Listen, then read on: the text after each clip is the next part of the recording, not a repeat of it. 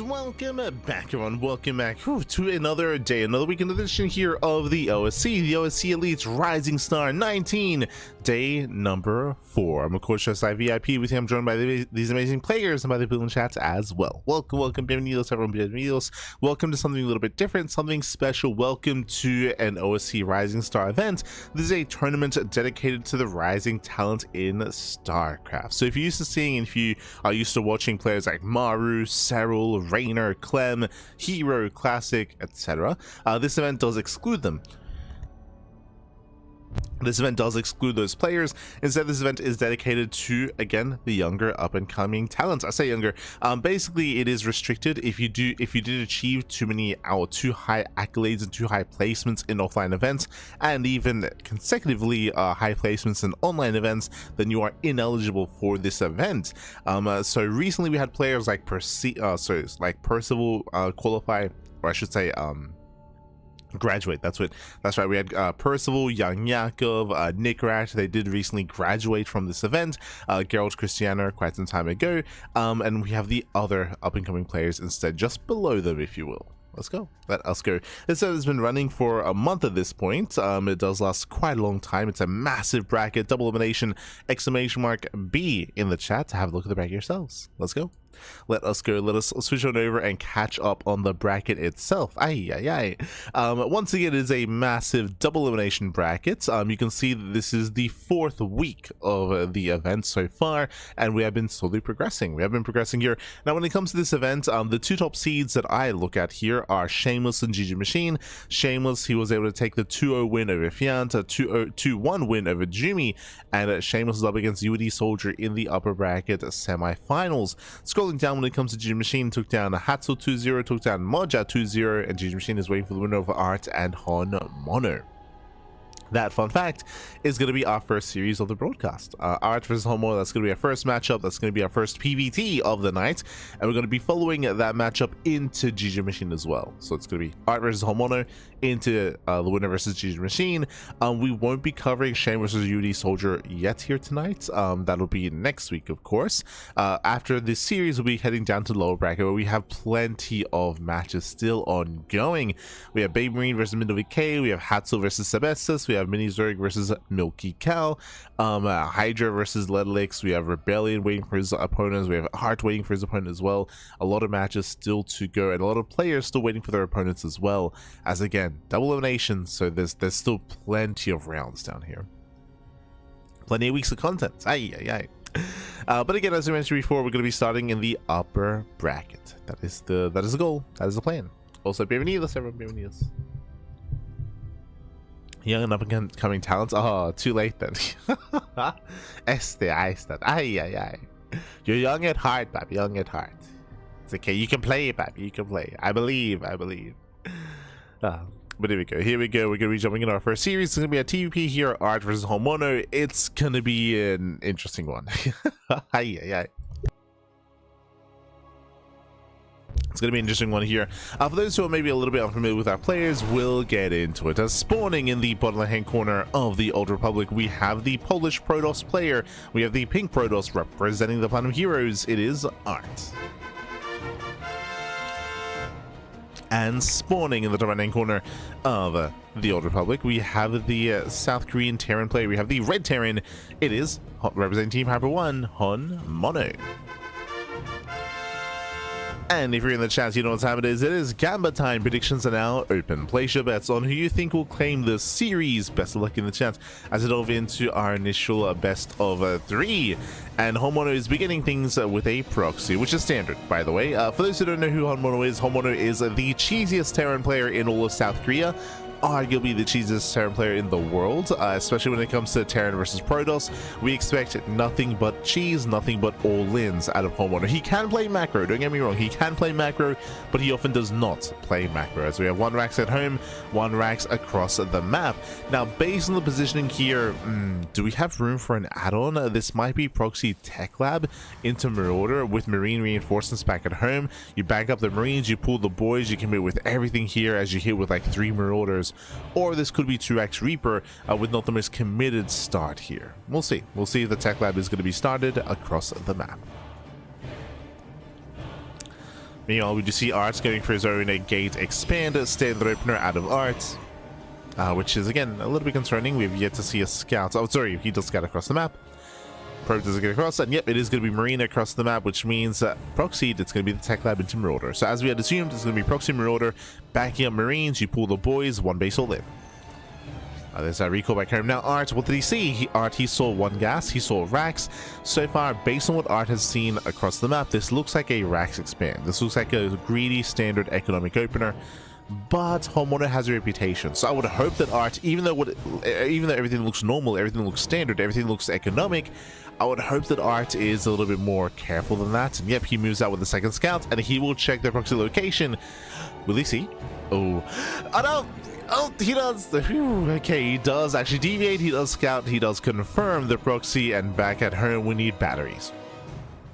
We need shield batteries here to maintain ourselves. We need to support the army. Ideally, we even pull a couple of probes to the low ground to mine from the low ground expansion to pull the boys when we need to buffer for the stalker. As the army is here, the boys have been pulled. Homeowner, he's committing. He's all in.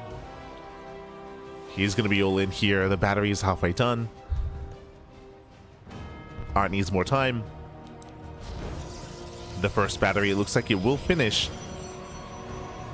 He'll finish just in time to support the stalker. Marauders, they commit. Going straight for the battery. Bunker's gonna, oh no, the bunker's delayed. Yeah, the bunker's gonna be delayed here. Some rough movement here with the army. Ooh, the first bunker does fall though, but the Marauders are being focused down. They're being focused down. We'll lose one stalker. Both Marauders fall. Second battery's finishing. The boys are here to support. And Art, he's holding. So far, he is holding on. Ooh, does try to focus on the Marines. Delays the bunker. Art, he's holding on. He's holding on.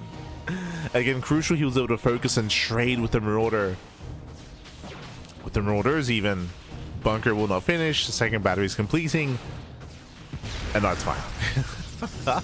At this point, Art, he's fine. He has held. We have more boys being pulled though, because Homeowner, you know what he does? He doubles down. That'd be true. The rest of the boys are being pulled. Now this, now this is gonna be dangerous here. Now with these extra SCVs, the goal is to surround. These stalkers, surround the army to lock them down.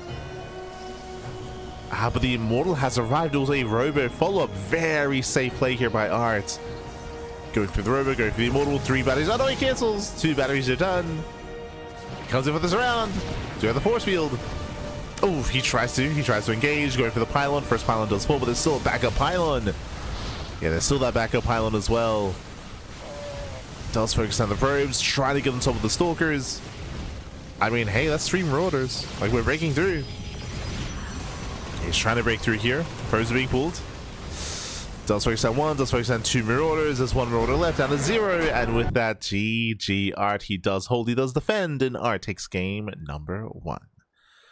Whew, GG. Also, my apologies, I just realized that I did not open up predictions. I was meant to do that in game 1. No, sorry, I think I did. Yeah, we did. Thankfully.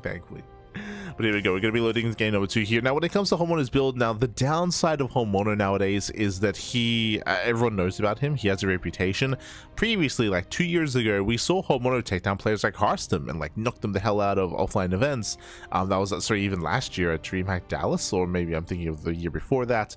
But since then, like again, he has garnered a reputation. Players are more familiar with him, and players are more wary of Homeowner, so more willing to scout. Even though technically on paper, Art, he checked across the map, everything looked normal, but Art checked the proxy location because of Homeowner's reputation anyway. There we go. Up next, we're going to be loading into Tokamak. Tokamak is one of the older maps in the map pool. Bearing in mind for OSC, they do feature an extended map pool, so we have the standard ladder maps and we have extra maps that were voted on. This is one of those maps that was voted on. Here we go, spawning in the left-hand corner of Tokamak, we have the pink Protoss player.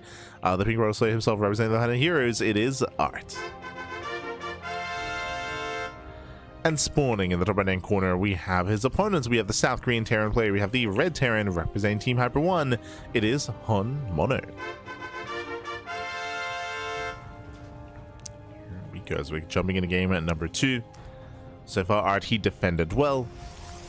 defended well here again, especially with the follow-up as well. It's very standard to go Stalker, to get Gate Expand Cybercore into Twilight Council, but last game Art played even safer than that, going for the Robo into early Immortal production just to make sure he survived, just to make sure he had enough units to defend. So very safe play out of Art.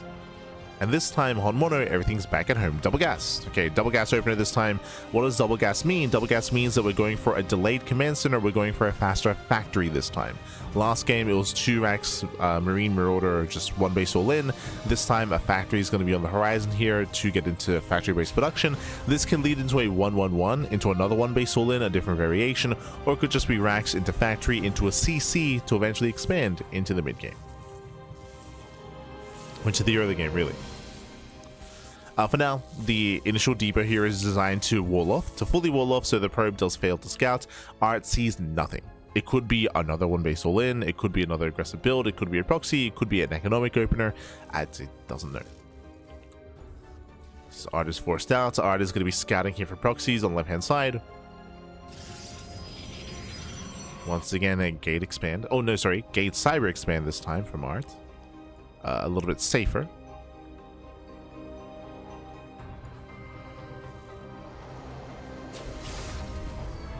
As there is that factory follow-up. From here, this can lead into Reaper Hellion, it can lead into Mine Drop play, it can lead into early tank production, early Cyclone, but Homeowner is expanding. So this is a relatively standard opener here by Homeowner, going for the factory expand, but bearing in mind that there's still potential for a 2 base all in. And it's Homeowner, so there's a very high chance of that. Very high.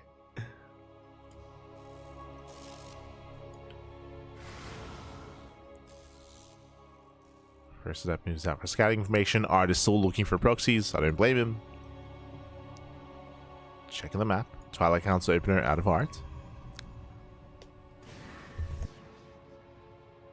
So Art playing standard, not playing overly safe. Adept does get across the map, and the Adept Shader will confirm the CC, or at least it should. Yep, there we go. Confirms there's an expansion. Confirms the initial factory as well. Gets into the main base. Nice scouting here by Art. Homeowner's racing back home. He's racing back home. He failed to wall off. The Adept is going to be trapped in the main at least. It does fall. But at least Art now knows. He's like, okay, so you went for a tech-heavy start. I know to be safe. We have a battery on the way here at the natural. We might see a battery in the main base as well. So far, there is a Reaper Cliff into the main, so there's potential to dive into both mineral lines. And here it comes. How many Reapers? How many Hellions? 3. So 3 Reapers, 2 Hellions. We could see everything rushed all at once into the natural mineral line, or we could see the army split up and Reapers go into the main. As Homeowner does bring everything together. The goal here is economic damage. Tries to rush past, and he does get into the main. Ooh, we'll lose 1 Hellion though. 1 Hellion goes down. Gets into the main mineral line. He'll get 1. He'll get 2 probes. Ooh, nice. Oh, they line up. Oh my god. They line up for a moment here, and that's going to be 5 probes going down. And the Reaper escapes. So it's an okay trade here for Homeowner, bearing in mind that Reaper Hellion does not scale well into a longer game, so you want to throw it away. You want to trade, sorry. You want to trade with it as best you can. It's basically a 1-to-1 trade. What did Homeowner lose? Well, he lost 2 Reapers and 2 Hellions. He lost 4 units for 5 probes. Not the most ideal trade for Homeowner. Ideally, he wanted more damage, but Art was playing safe. Art was ready. Art was ready for it. Back at home, we do have the 3-1-1 follow-up here into early tank and Banshee production. Okay, Banshees that have a lot of potential to harass across the map. Otherwise, based on the rally here, we might just go for a 2 base all in, especially with a 3rd tank on the way. And I don't see a tech lab. I mean, I see a tech lab, but none of the Raxes. So this looks like a 2 base all in. What are we seeing here? Continued Banshee production for extra DPS, continued tank production as well. Basically, the Banshee tank is going to be the backbone of the army. This is where the main brunt of DPS comes from, and these Marines are only a buffer zone. They're only here to be a meat shield, essentially. That's why there's no combat shields and no stim. This is going to be for an early all in, and we may even pull the boys with this. So 2 base all in by Homeowner. Unsieges everything, getting ready for the push. At the same time, does spot this ahead of time and does pick away at the Stalker. Sorry, the Banshee. 1 Stalker does get picked off. Has to be careful. Observer moves in, does spot the tanks pre-sieged.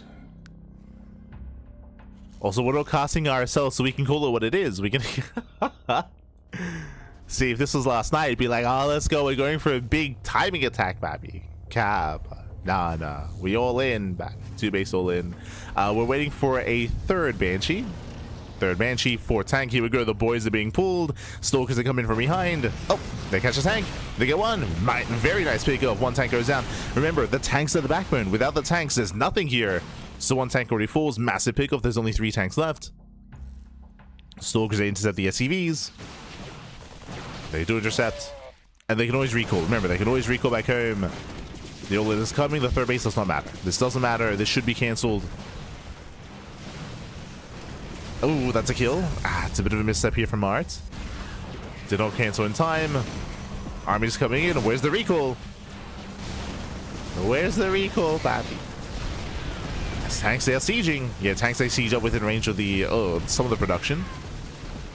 Yeah, battery goes down. Homeowner, he's pushing in. He's getting on top of the robo. There's the recall back home. Did recall, he dives in, he gets 1. He gets 1. He's gonna get 2. He's gonna get all 3 tanks. The Immortal, yeah, we did miss a shot with the Immortal, but there we go. All 3 tanks go down. But there's still Banshees. There's still Banshees here. There's 2 Banshees left. Immortal falls. Massive pickoff. A messy defense here out of Hearts. Very messy. But he's holding. Yeah, he's holding on and cleans up all the Marines. The Banshees are another part of this. We have now the second wave coming in. Remember, ideally, this wave of army, these Marines should have been a part of the All-In, but they were stuck at home. Why were they stuck at home? Because that Stalker aggression. Remember, the Stalkers, they were catching the tank, they were catching Marines, they were catching reinforcements. It meant that Homeowner was stuck at home and he couldn't reinforce his army. And with that, Art re-expands. Art did not lose any of his economy. Bear that in mind. Did lose some production buildings, but did not lose any probes, and Art has a massive lead. Alright, he's on 47 probes against the 29 SCVs of Homono. And mules are good. They're not that good. They're not that good, pap. Yeah. So with that, Art, he's sniveling out of control. The longer this game goes on, the better it is for Art. Now he's getting Storm. Storm is going to be a big factor of the next defense. Links into the main base, delaying more mining. Can he get out? Oh, this is getting punished quite hard here as he does not get out. Almost every Stalker goes down. Massive misstep here from Art. Yeah, it does make a mistake here. That's a lot of Stalkers falling, and that should trigger the second All-In. Now, typically, this second wave shouldn't be too threatening, but Art, he just lost 8 Stalkers. Like that, those Stalkers were supposed to slow this down and maybe catch a Banshee, pick away at the tanks, delay the push. Not anymore. So this is much more difficult than it should be. So Art did make a mistake, but Storm is ready. Show us the Storm. He's holding onto it. Yeah, he's holding onto that Storm for Sanctal Siege. Oh, catching a Stalker. He has, what, 4 Storms with the main army. Nice positioning with the tanks. Homeowner does cover himself. He wants those High Templar, ideally. And the first shot goes off on the Immortal, not on the Templar. Now, if Homeowner can focus on those High Templar, he can win this game. He can win this game. But he needs those tank shots and the Banshees to pop up. Speaking of, first Storm lands. Gets 1 Templar, so trades 1 High Templar for 1 tank. There's 3 tanks left. You see the Templar do pull away. Morphs in the Archon as well. Oh my god.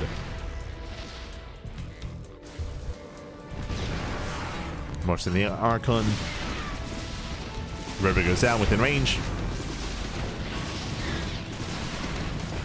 Nice pickups. And he's going for the side. Oh! Ooh. Couple of few Axel zone. That means 0 Storms. Yeah, my apologies. Sorry, there's High Templar gathering energy here on the top side. Bunkers being turned down. Whole position marker being punished here as 1 Immortal almost falls. And now we're collapsing in. Show us the Storm. Storm not on the Marines. High Templar gets turned away. Immortal goes down. These are better pickups here for Mono. He's out trading, but Art does have full 3-way saturation, so he's able to warp in. And Art collapses. Now he goes to the dive. He gets 1 tank. Ooh, nice target firing once again on the High Templar. Storm does land on the tank. Tank goes down. There's one tank left behind this. Uno más, papi, uno más. Oh, yeah, Storm mainly zoning. Oh, does connect though. Storm connects. Third tank has arrived. More voids have been pulled. But now we're on siege. He's on siege. The army blinks in. He gets a massive storm of the Marines. A juicy connection. Banshees go down. Marines go down. Tanks as well. The all-in has failed.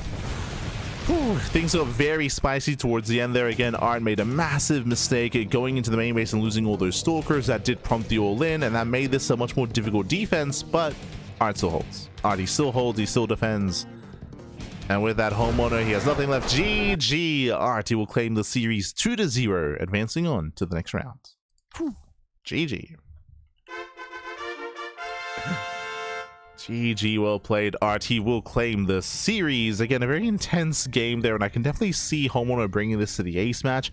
Art, he was maybe just a little bit too cavalier when it comes to some of his decision making, thinking he was far enough ahead to, you know, take some risks, to take some chances to harass and deal more economic damage in the main base when he had already been miles ahead because of the damage done earlier. So again, just a little bit too ambitious play there from Art, and made it closer than it needed to be, but in the end still held on, still was able to hold, defend, shut down the all-in. GG, well played. And with that, we have Art advancing on to the next round. Does advance on. Now, if you're a fan of Homeowner, do not worry. Remember, this was an upper bracket match, so he gets knocked down to the lower bracket instead, where he has another chance to redeem himself. Meanwhile, we have our next series. It's going to be a best of 3 between GgMaChine and Art. Oh, again, GgMaChine, he is the one of the top seeds of the tournament. He's top 2 alongside Shameless. Not an easy opponent here. Let's go. It's going to be up to Art to bring his A game to the table, and we'll see how he compares as we're jumping into game 1. Be loading into Winter Madness. Let's go. And spawning in the bottom right hand corner of Winter Madness, we have the pink Protoss player, the pink Protoss player himself representing the Planet Heroes. It is Art.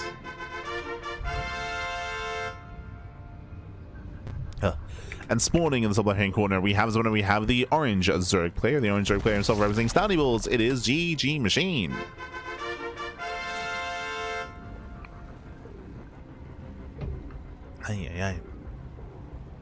So we're jumping into our next series here, our second series of the broadcast. If you're in the chat, you know what time it is. It is Gamba time. Predictions are open. Place your bets on who you think will claim the series.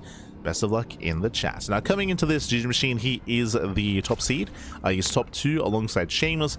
At the same time, Art has potential. Art is a player that I have a really hard time placing at the moment. Art, he used to be the rising talent in Europe, 100%. Like, I'm thinking 2020, 2021, 2022 era of StarCraft. If you remember, Art, he was in Korea. He went to Korea.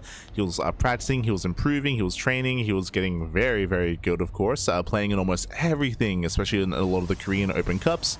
And Art, I would say, if you compare him to kind of modern StarCraft in the modern day, he was kind of like Cristiano is now, right? With Cristiano, he's on the cusp. Like Cristiano, he's more regularly beating players like Beyond or players like Percival, or able to keep up with like Classic at times, like taking maps, and on a good day taking series, where he's like just below, like Cristiano's just below someone like Skillus, for example, in skill, like Skillus and Lambo and Hearthstone and those kind of players. That's kind of like what the kind of player that Art was, you know, during the COVID era of StarCraft. And then Art took a massive break. He essentially retired for a time. Like he took a lot of time off. This was back in like 2023, 2024 era of StarCraft. I know that Art was focused on his studies, so he did step away from the game. He was not as active and he was not as competitive, and he kind of like, you know, had a bit of a lull like in his career. And I want to say it was only like end of last year that he started competing again. It was really cool. It was really cool to see Art's return, but again, because he is inactive, like it's hard to really place where he is at the moment. I would say that Art 100% can take it to Shameless and GgMaChine when he's in form, but I don't know how in form he is, so we'll see. We shall see. But if you remember Art, he was the translator, or he helped translate for Geralt's event in Krakow, in Krakow, if you will, last year. He was helping to translate for SOS, because he, of course, knows Korean. Yeah, he's Korean, because he spent time there. So he's helping translate. course, he competed in the event as well. That was for FEL, that was for the Fusion Esports League. The offline event in Poland.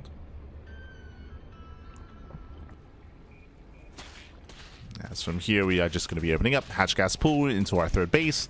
Nothing crazy here by GgMaChine. Checking the gases, we pulled out, right? They pulled out of gas. Everything's looking normal. Everything's looking standard. Link speed is on the way. We're just saturating. GgMaChine, he is one to be aggressive in this matchup, but typically in the mid game. Like early game aggression is very rare from GgMaChine.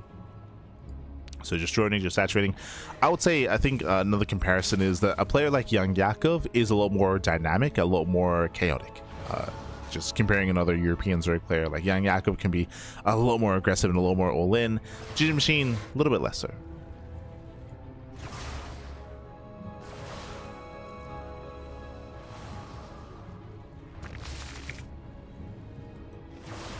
As I did open up Stargate into the third base, the Oracle does make its way into the main, and GgMaChine should be keeping up. Ooh, no Spore. And no Spore in the main. Only one queen. That means 1, 2, 3, 4. 4 drones go down. This is getting out of hit already. Yeah, 4 drone kills again. Queen's out of position. Delayed Spore. And actually has a decent start.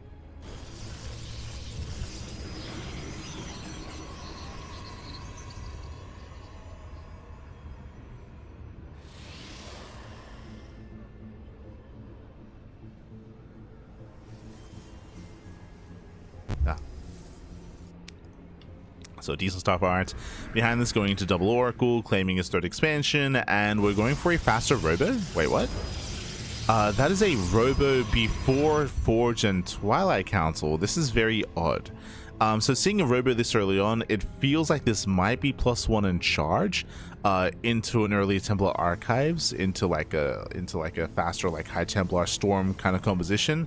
But no, it's going to be a faster Robo into a Bay. This is a rare build. Seeing a Bay this quickly, but also seeing it alongside the Forge and Twilight Council is odd to me. Usually if we see like a fast Colossus build, it's, I mean, the rest of the tech is going to be delayed, but here it's going to be earlier. If I recall correctly, we saw a variation of this build a couple of years ago, back when, not Winter Madness, but I almost said Winter Grasp. Oh god, what was the name of the map? It was a massive snow map which had winter in its name, and it did allow for, we saw players like Showtime, players like Creator go for this style, which basically led into a +2 timing attack. We get +1, we get +2, and then we hit with 3 Colossus across the map. But it's very defensive. It's very, very safe, very defensive, and then you eventually break out with a heavy Colossus count, and you ideally end the game with that.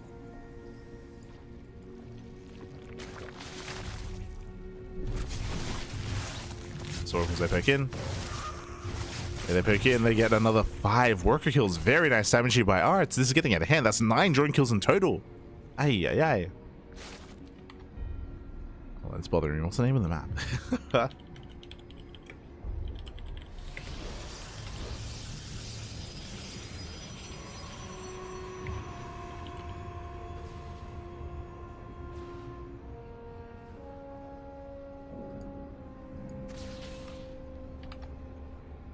Zero gets turned away.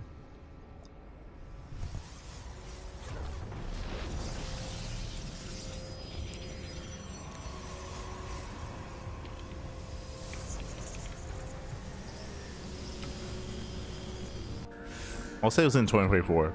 Oh, another station trap. Oh my god, massive connection, catching out the Zerglings, catching out half the mineral line, more importantly as well. Again, Art, he's been dominating so far with the Oracles, getting 9 drone kills and getting a stasis trap off. GgMaChine, he's got to tighten up here. We've been seeing some very sloppy defense here from GgMaChine, and it is hurting him quite hard. And remember what we said earlier, we're building up the Colossus Gateway Explosion. In my mind, this will hit with the 2-base timing, but no, we're actually going for a bit of an earlier push. The Prism is out.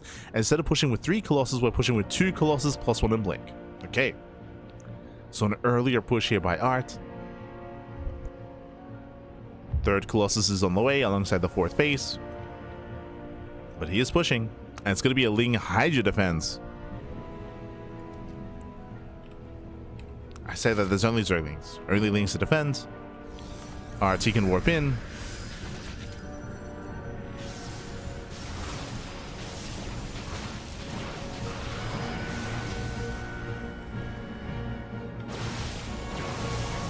They can move in. Wedging himself into the bases. Lings, they come in from behind. They try to at least. Ooh. Yeah, they try to collapse in. That's a lot of Lings going down. Hydras, they try to push forward. And with 2 Colossus, we have to cut them back though. Ooh, they were a little bit too far forward. Nice cutting him by Art. Cleans up all the Lings, and you can see that GgMaChine just cannot engage. He cannot engage, not with his army. His economy was too low earlier. He's stuck with purely Ling Hydra. This +1 Colossus timing is brutal here. At the same time, GgMaChine, he does spot the 4th base, but he cannot deal with the main army. Yeah, he's moving out. He's moving out. He wants to deny at least the 4th. Trade a base for a base. Getting on top of the expansion. But Art just keeps pushing.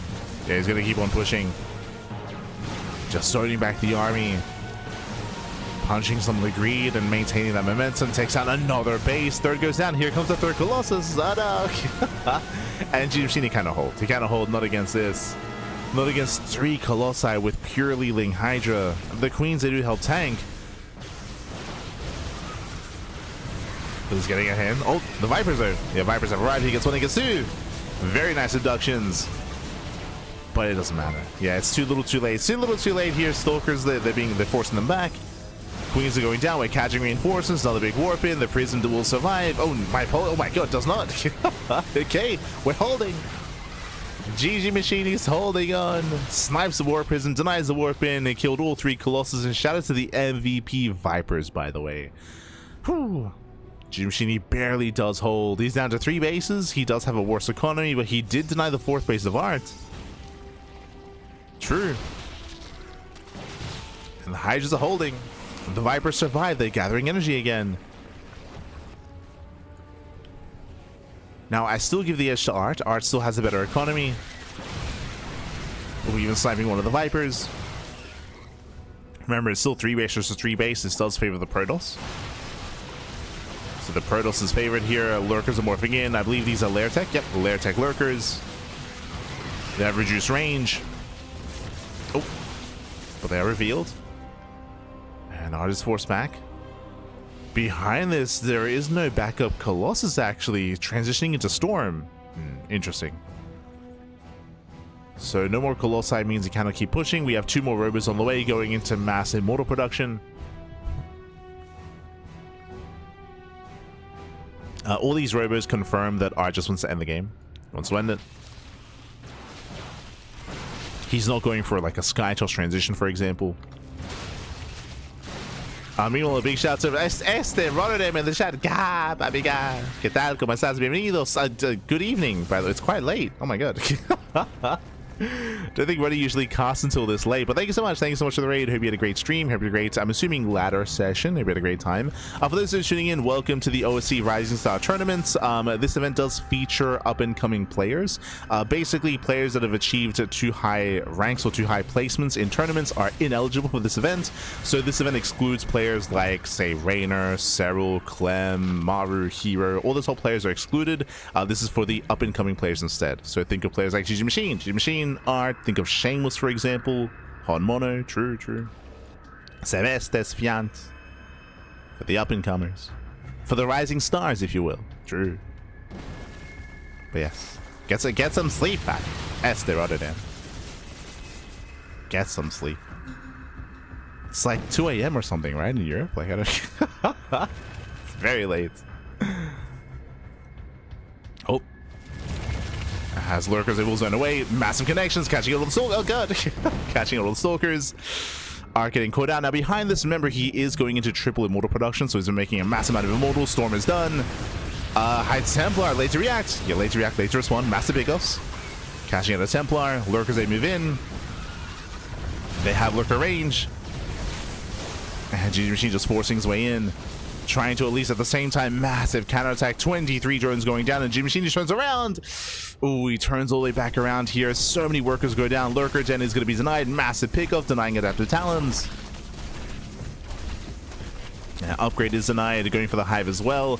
And the Hive may not go down with all these transfuse, but this does at least force GgMaChine back. Forces him back home. Art now has a 4th base, fully operational. Cannons, batteries. Art, he is holding.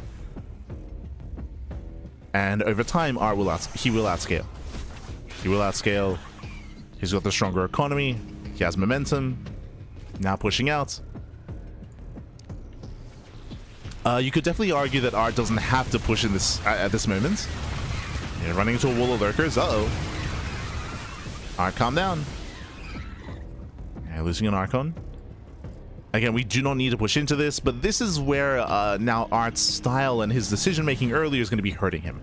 I mentioned earlier that he went into triple robot production, not into Skytoss. Now we see the Skytoss transition.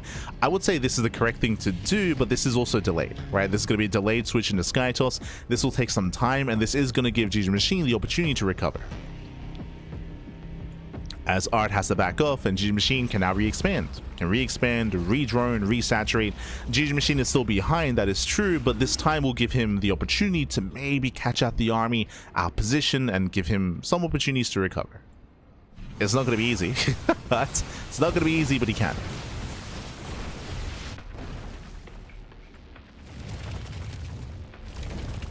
As he has to rebuild his lurker den. True. Does have to rebuild. There's a world where we can maybe try to collapse on this army here initially before their Skytoss. Are now taking a 5th base.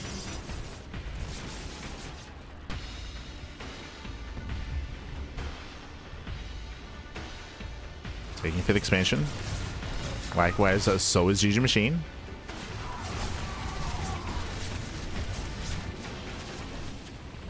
Still bleeding out a couple of workers. Spire is on the way, Nidus Swarm as well. We mentioned earlier that there are going to be opportunities here for GgMaChine, and one which way to come back is going to be Nidus play. There's the Overseer behind the main. But we'll see if Azure player can keep up.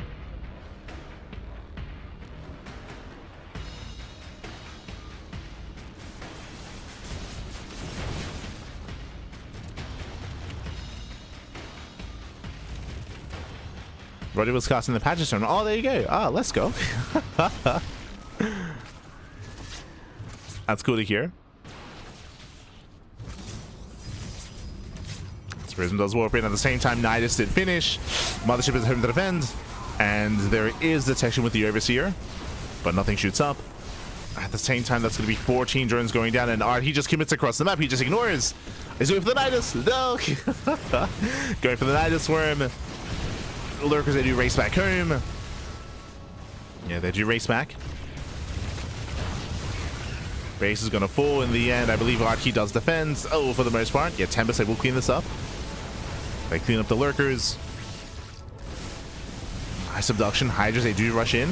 Oof. Yeah, Storm zones away. 5th base will go down. And at the same time, probes are still falling. Lurkers in the natural, Lurkers in the main. They are trading. We're getting messy. We're getting messy, Pappy. Azadi has to turn back around, and again, with the ground-based army, cannot break through the Lurkers. Cannot break through. Still killed 2 bases, though. That was still 2 expansions falling. GgMaChine down to a 2-base economy. He's got this center expansion, and his natural is mining out. Yeah, he's mining out of resources. What you see is what you get, and what we mentioned earlier here is that GgMaChine, he's slowly being outscaled by the Skytoss. Now, he's able to squeeze out a couple of Corruptors. We have 5 Corruptors in production. And there's not too much in the sky. There's so far 4 Tempest. They try to lunge in. Ooh. Cannot break through. And Tempest, we're just getting free damage. We're just getting free damage here. This is why we mentioned that Art is outscaling GgMaChine, as a Zerg player can't really afford to go into Mass Corruptor.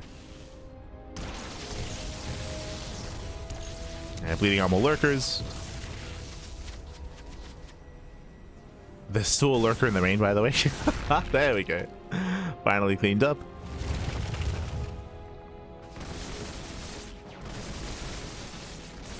Oh, no detection. Yeah, nice abduction. Gets 1, gets 2 Archons, 3. 3 Archons go down. Corruptors, they commit. Cloak is activated. And Cloak will zone away. But again, without Archons, Corruptors, they can dive. They're looking for their moment to dive in. Art is going to be careful. Pulls away. Now, once again, I should emphasize as well that there's no pressure on Art, right? GgMaChine, he's on a 1.5 base economy, essentially. Like, he's running out of resources here. There's nothing really pressuring Art to push in. He doesn't have to.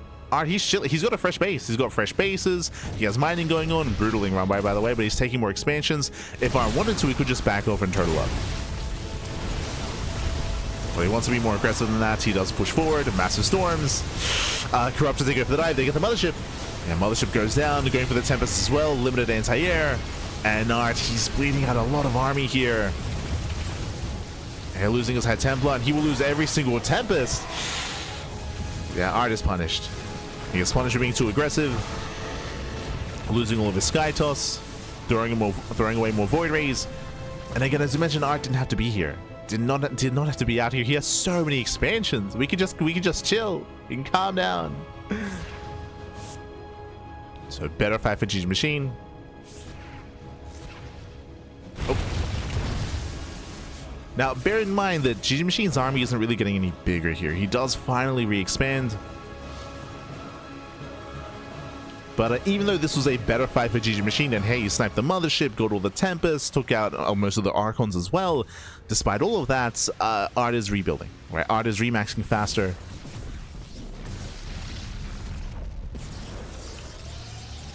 Due to the economy. Corruptors, they look for another Tempest. There are no more Tempests on the way.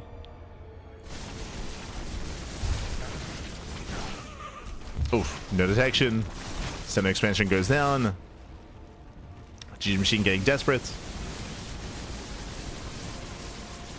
And Art, we gotta be careful.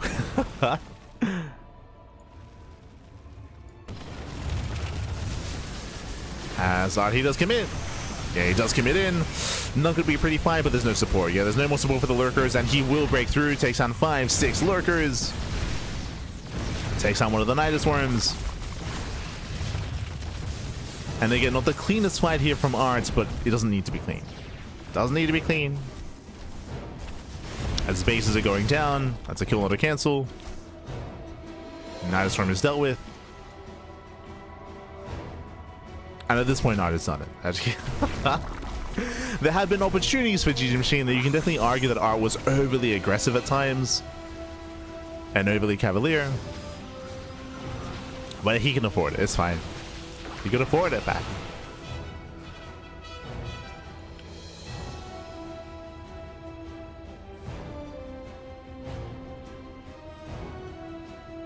That's going for Blink DTs. Sure, why not? We don't need to, but sure. Mothership's being rebuilt. Nice contamination. Slows down the mothership.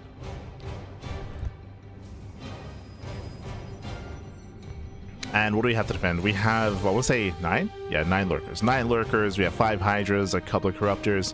Lurkers, they can buy some time for sure, but there's no way for GgMaChine to push anymore. No shot. He cannot deal with this many immortals.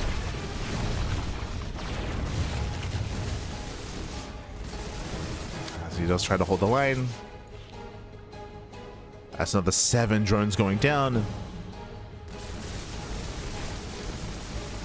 And GG gets called. Art, he will take game 1. Whew, he takes the lead in the series. GG. Again, a very intense back and forth here. For the most part, Art, so winding it back, Art went for a very unique build. Winding it back, if you recall, Art, he went for a standard Stargate opener into the 3rd base, that is true. Then he went into his own Twilight Council Forge follow-up into a very fast Robo. I was a little bit shocked to see how fast the Robo was. It was actually a Robo before the Twilight Council. Initially, I was like, oh, with a Robo this quickly, we might go into Heavy Immortals or go into an early Prism, into Archon drop play.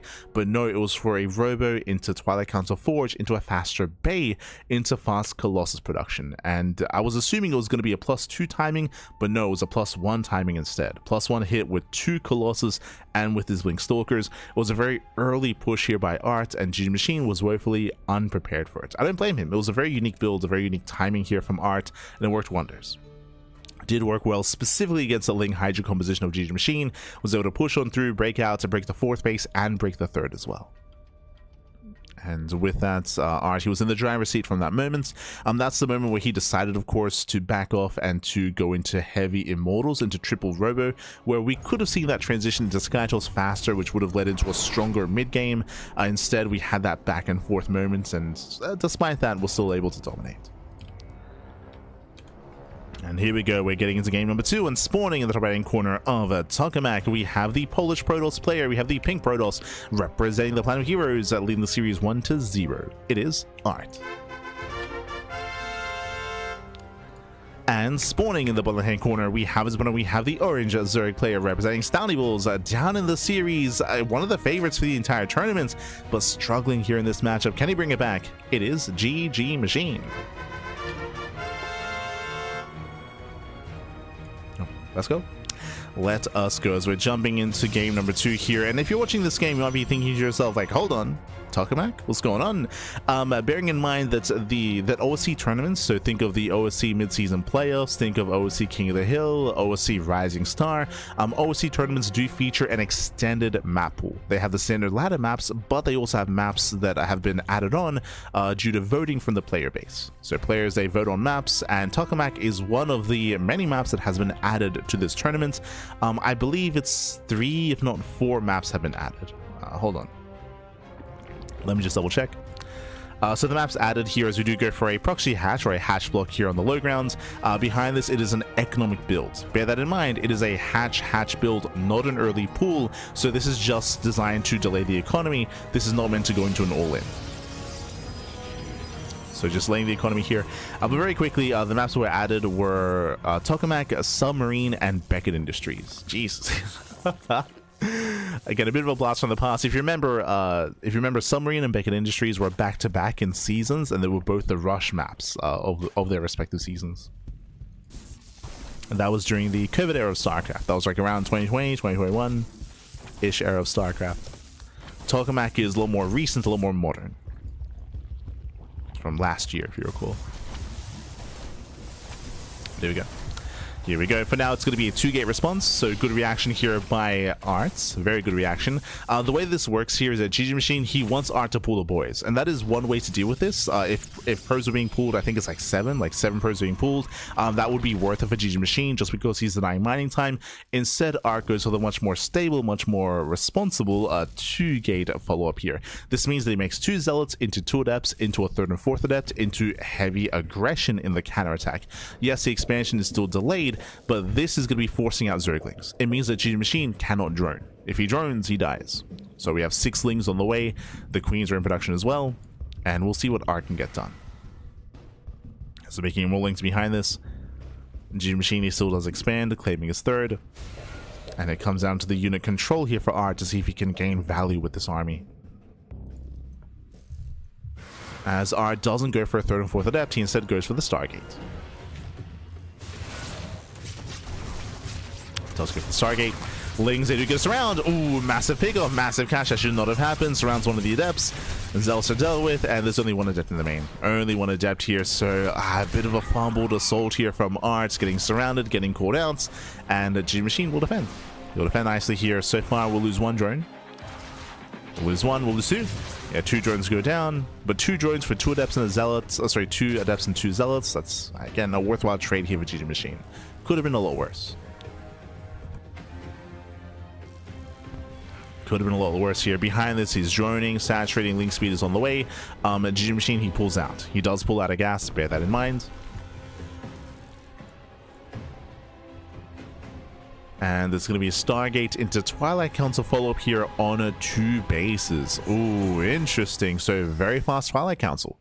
With a faster council like this, we're thinking Glaives, right? We're thinking Glaive Adepts, especially considering there is no Forge, but Art is staying in gas. I mean, it was a quirky start to the game, so it's a quirky follow-up. Overlord comes in for the scout. Big scout for GgMaChine. He does confirm. He gets eyes on the Twilight Council, and this should tell our Zerg player to get a Roach Warren, to play safe. As Twilight Council has been spotted. Alright, so what do we do with this? Do we still go into Glaives? Do we go for a Dark Shrine, for example? We're still in gas.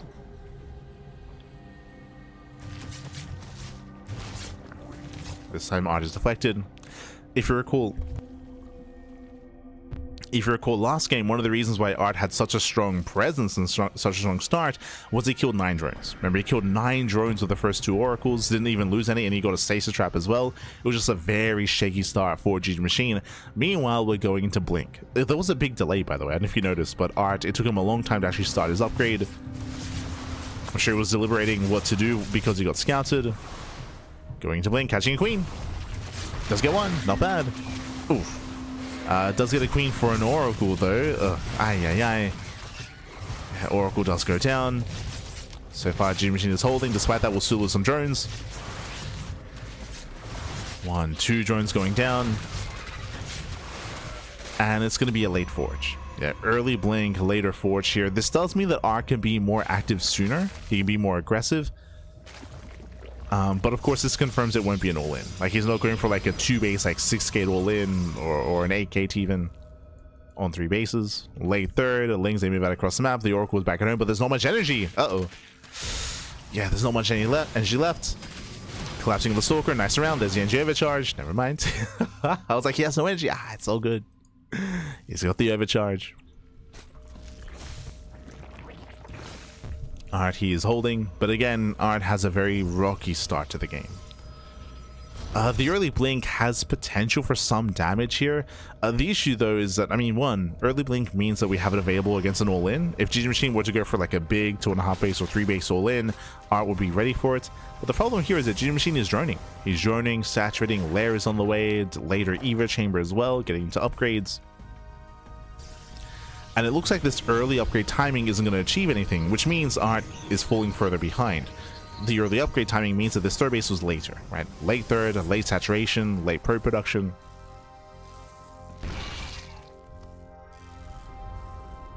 So it's a messy follow-up here from Art.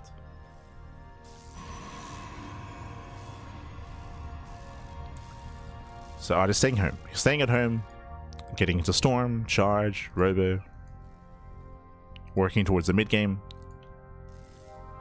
Welcome to Tokamak. This is where we can actually discuss the map itself, as it's been a while. It's been a while. Tokamak is one of the more defensive maps in the map pool. Very, very defensive. I don't think we really have an equivalent in the current map pool, in the current ladder map pool, I should say. Like Celestial Enclave, kind of, but not really. It's defensive in its own way, but the reason why it's easy to turtle up on this map is because of the limited attack paths. You can take your natural, you can take your third, you can take your 4th base, and on 4 bases there's only 2 attack paths. 1 here towards the 4th and 1 here towards the 3rd. And even then, we do have typically ramps, a lot of points of elevation, a lot of areas to engage, a longer rush distance by ground. Nice round with the Lings though. Yeah, it does force the Archon. Massive pickoff. There's no Storm. Yeah, no Storm involved. Battery does help, but the Archon does fall. Nice catch here from GgMaChine.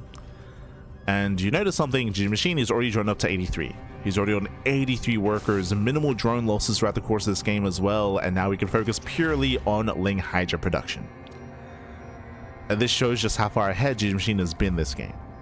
Now Art's just been stumbling his way into the mid game.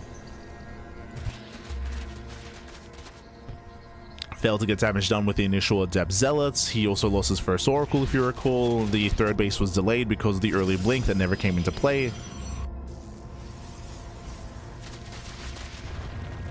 And now we see Art trying to turtle up into Sky Toss. I mean, it's a way to play this out.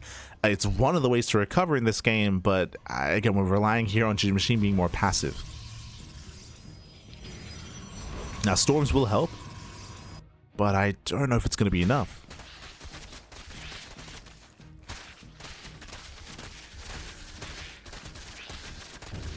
I don't know if it's gonna be. It shouldn't be enough. Like, how many High Templar do we have? 5. So 5 Templar, at least 5 Storms. There's a first. Yeah, Storm mainly zoning. Lings, they engage. We have more reinforcements on the way. Lings coming from our hand side. Ooh, nice Storm on the Hydras. Okay, that's so far. It's been 2 Storms, and again, we're expecting at least 5. So he's defending with a bare minimum. Ooh, 1 Templar goes down. That was a Storm inside. The 2nd Templar as well. Yeah, nice pick goes down to 3 High Templar. Bailings, they roll in. They collapse on the army. I believe there are other Templar further back. Oof, and GG. Yeah, GG gets called. Bailey's a bust into the third, and the army is broken, and GgMaChine ties up the series 1-1. GG. GG, well played. We're tied up 1-1 here. Again, it was just a really shaky start for Art. I'm not opposed to him going for the 2-gate response, that was fine, but he did lose momentum early on, losing his initial army units, losing his Oracle as well. It allowed GgMaChine to be very greedy and to drone up heavily, and on top of that, Art delayed his own economy with his own build of choice as well, right, where he rushed into early tech, which did not come into play. So it was just a really, really rocky early and mid game there from Art, which snowballed out of control. Snowball out of control there. And with that, we're going to be loading into the ace match, into game 3. This time we're going back to a modern map. We're going to Ruby Rock. Ooh, a much smaller map compared to Tokamak, especially smaller map of the map pool, shorter rush distance by ground. All-ins are favored on Ruby Rock because of how open the 3rd and 4th base are. We'll get into it. As spawning in the bottom right hand corner of Ruby Rock, we have the Polish Protoss player. We have the pink Protoss representing the Platinum Heroes, being forced into the ace match. Can he bring it back? It is Art.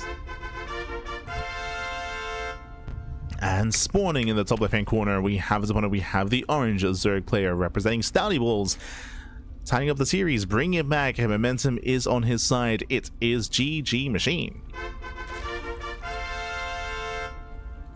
Let's go. Let us go.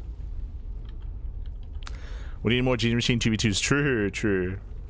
For those who are unaware, GgMaChine, he is one of the best 2v2 players in the world, alongside Shameless. They do work well together, and they often punch up, taking down some otherwise stronger 1v1 players in 2v2.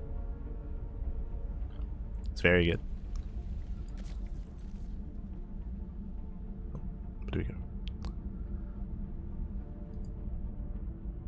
So from here, our players are going to be opening up. This time, there is no hatch block, right? There's no hatch across the map. Our scouting confirming the initial opener is going to be hatch gas pool. Standard opener this time out of GgMaChine. And welcome one all to Ruby Rock. Quickly touching on the map itself is, as we did mention, of course, a very short rush distance by ground, a very direct attack path as well, leading in towards the 3rd location. Not just that, we have a potential wider ramp leading in between the bases as you can open up those rocks, so this area is more accessible. This area outside of the natural is much more accessible. The 3rd base as well is much more open and exposed, and I can say the same about the 4th as well. Because of this, we often do get more aggressive games. We have seen a couple of macro games on Ruby Rock, but they're a little more rare. A little more difficult to be able to defend, turtle up, and build up on 4 bases. So we often see aggression. And typically we favor Zerg players in more aggressive games here in ZVP. Protoss can be aggressive as well, don't get me wrong. Going into early Blink, going into Glaive Adepts, for example, you can be active as a Protoss. We'll see if Art will embrace that kind of side to himself, or if he'll just play safe. We'll see.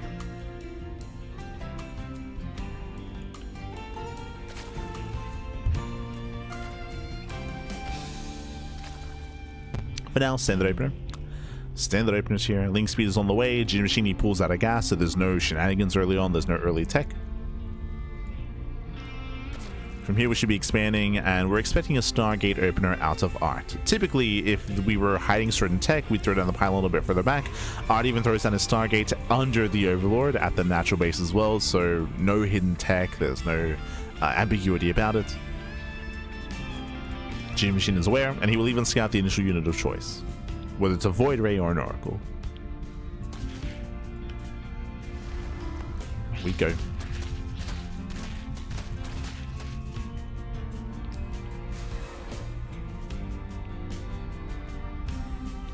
Art, he's scouting, being somewhat active, confirming the 3rd base. This time pulling back with the Adepts, and this time a much more standard 3rd base timing. Remember, last game the 3rd was late because of the early Twilight Council. So standard economic build here by Art. Building up into the mid game. Oracle's on the way. GgMaChine is fully aware. He's aware of the timing. And spores are being thrown out in time. So we can have a spore in the natural, spore in the main base. GgMaChine is secure. What we're looking for here is the timing of the Twilight Council. At this point, the Nexus is halfway done, so it looks like we're not going into any early aggression or early tech. It looks like it's going to be a Twilight Council and a Forge.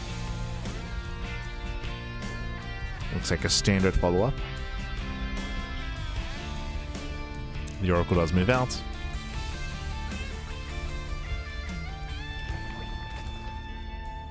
There is somewhat of an opening. We have 2 queens here at the third, and they will zone away. Okay, they do zone. There's a standard follow-up, Twilight Council and Forge. Should be +1 on Blink. We'll keep an eye on Art. Likewise, early Evo Chamber out of GgMaChine should be +1 melee. Typically, early Chamber means +1 melee. It leads into Ling Hydra heavy compositions. Typically, this means we're not going Roaches. Meanwhile, GgMaChine does come in for the scout. He does confirm the follow-up tech as well. This is important just because if you remember earlier in the series, there was a build where Art went for the Robo before Twilight Council. That was game 1, which led into heavy Colossus play. This time, GgMaChine confirms standard play. Oh, into charge, no Blink. Okay. Early +1 in charge. Oracles, they confirm the Evo Chamber. No +1 melee, they were going for +1 range. Ooh, interesting. This is telegraphing to us it's going to be a more Hydra heavy composition here. As the Adepts, they bust into the main base. Lings are keeping up. Catching out 1, 2, 3 Adepts. Nice pickups here from GgMaChine. Yeah, so far, nice starter stepping. Will potentially lose the drone. Not even. Oh my god. Yeah, Adept is going to be forced out. So double Oracle back into the main base where Queens are in position. And so far, GgMaChine is keeping up. Meanwhile, again, as we mentioned, +1 range leads into a heavier Hydra composition. Hydra Den is on the way. This can also lead into fast +2 into fast Lurker tech as well. Curious if we stick with Hydras or if we do tech up into Lurkers. Now, winding it back in regards to what Art is up to here, typically +1 in charge is ideal against Ling Hydra. Why is this? Well, Ling Hydra is a much more fragile composition. Against heavy charge loads, ideally you want Roaches. You want Roaches or Banelings, one or the other. Like, they both kind of serve the same purpose. They're both much more efficient here against a melee-based composition. Without either of them, it's going to be a much more difficult defense here for GgMaChine. Not impossible, but difficult. And here comes a Prism, the sign that we're pushing. We have 5 more gates on the way. I believe that should be an 8-gate setup. Yeah, 8 gateways being set up. Almost up to 9. Archons are morphing in. We're pushing. Nice Ink Scout does confirm the Archons. But doesn't matter. Remember, the Rush distance by ground is short on this map. We did emphasize at the start of the game that aggression is favored here on Ruby Rock. You have less time to respond, less time to react. Hydras are amassing. GgMaChine did run up to 3 base saturation. Thankfully, did not join his 4th. Didn't join up the 4th base, so wasn't overly greedy. We have how many? We have 9, so it'd be 15 Hydras. Oh, collapsing on the first Archon. Archon does pull away. Nice control there by Art. Yeah, he pulls back. He's getting some of the Hydras. Oh my god. Almost. Again, Hydras are very fragile. They need a buffer. They need support. Where's the Prism? Wait, what? Am I crazy? Oh, okay. I was a little bit confused. I was like, where are the Zealot reinforcements? There should be Zealots here, but no, he's going for Zealot Harass instead, which means the main army is weaker. Yeah, the main army is going to be weaker here. The Zealots, they bust into the main. Lings hit the 4th. And GgMaChine, he turns around. Yeah, he does turn around. He races back home to defend. This does cause a distraction, but at the same time, the 4th is cancelled. Ay. GgMaChine, he saves the 4th base. He cancels his opponent's 4th. He's getting his own 5th up and running. He's got Larva, and he's building up his own Ling Hydra. He's building up his army.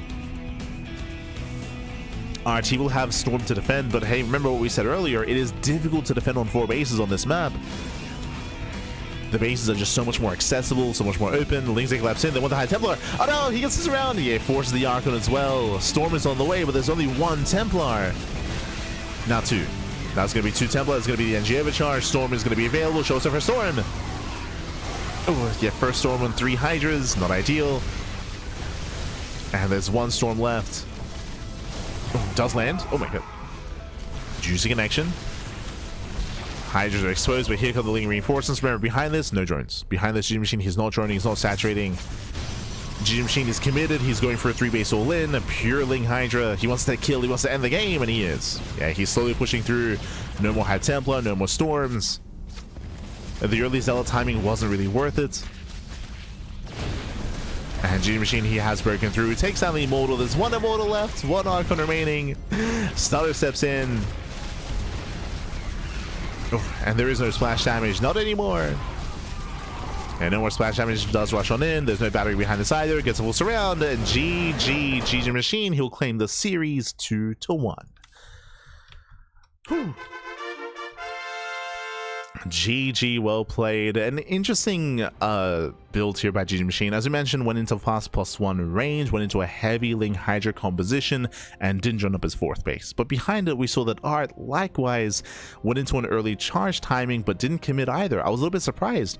I do think that if the Prism was with the main army when it came to the first Archon push, and if we had reinforced with Zealots, if you remember at the time, the Hydras were exposed. Like, there wasn't really much to support the Hydras, and I was waiting for the Zealot reinforcements.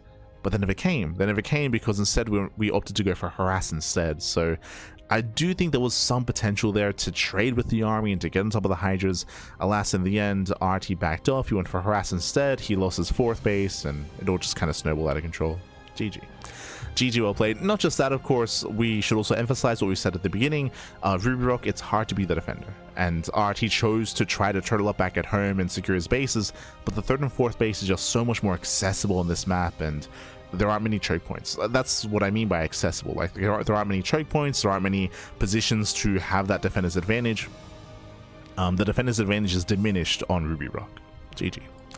GG, well played. With that, congratulations, GgMaChine. He does advance on into the upper bracket semifinals. Oh, no, sorry, into the upper bracket finals, I should say. And he's waiting for the winner of Sebesdes and waiting for the winner of UAD Soldier and Shameless. True. Waiting for the winner of that PvP. Meanwhile, we're going to be jumping down to our next matchup. Here we go. So we're going to be taking a break from the upper brackets. We're heading on over to the lower bracket instead. Up next is going to be a PvT between Baby Marine and MilkiCow. Exclamation mark B in the chat if you guys want to have a look at the bracket yourselves. This is a massive bracket. It's like a 2-month tournament. It takes a long time to work through it.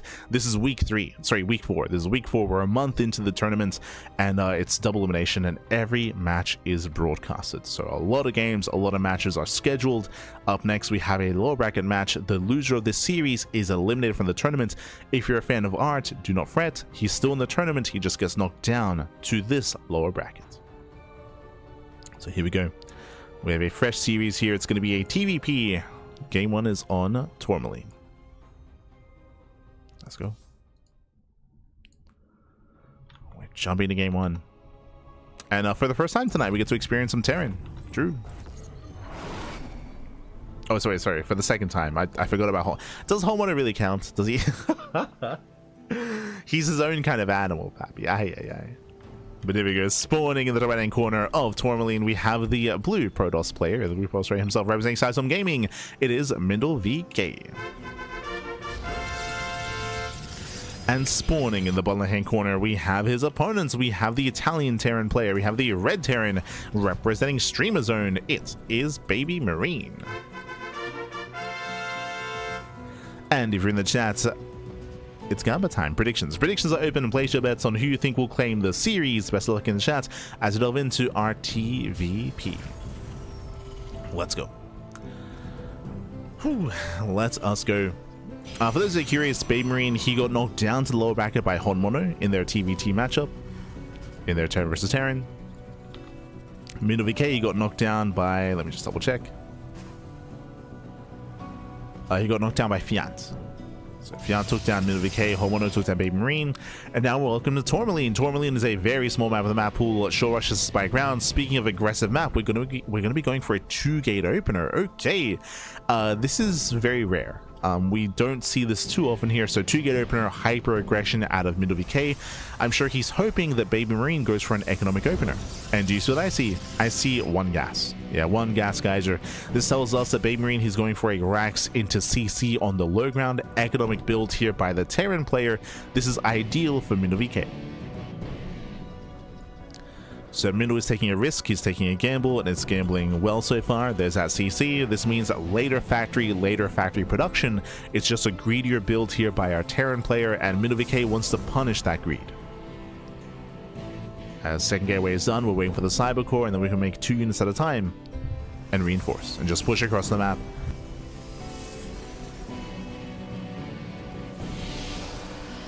it is, double chrono boost on the Stalkers. The goal is to delay the command center and maybe even cancel. Now typically you'd see Adepts being chrono boost right now just because of the longer rush distance by ground, just to get across the map, but remember we're on Tourmaline. Tourmaline is a smaller map in the map pool. Smaller map, a shorter rush distance. Stalkers are whirling across. And the CC, I think it will finish though. It's going to be close, but I believe it will finish in time. Stalkers are halfway across the map. Marine is out to buffer, and I believe it should complete. It's going to be close. As you can see here, it's going to be very close. Stalkers, they do walk in. Marine is here to buffer, and the CC will barely finish. Whew. Yeah, it does finish up. You can see Stalkers, they try to focus on the SCV, but too late. Yeah, too late. They deny the bunker. Command center does survive, which means we can always lift. We can always lift if need be. Stalkers, they poke in. They get 1 SCV so far. They get 2. Boys are being pulled. And can we focus on the Marines? Ah, there's 4. There's now 4 Marines. And at least mining is being denied on the low grounds. It does force a lift off, but cannot force a cancel. Again, if we had arrived a couple of seconds sooner and not wasted time on the initial building bunker SCV and gone straight for the CC, then maybe we delay the CC and maybe that's enough to maintain control of the low grounds. With a finishing though, Bay Marine, he's fine. He's perfectly fine for now. Bunker is now done on the high ground. Orbital is morphing in. And we're going for a 2x follow-up here. Oh my god, into very fast +1. Gee, whoa, my god. So we're going for what should... I feel like this should have been a 3x, but regardless, we have stim on the way, we have +1 on the way, a heavy bio follow-up. That's going to be a very strong stim timing.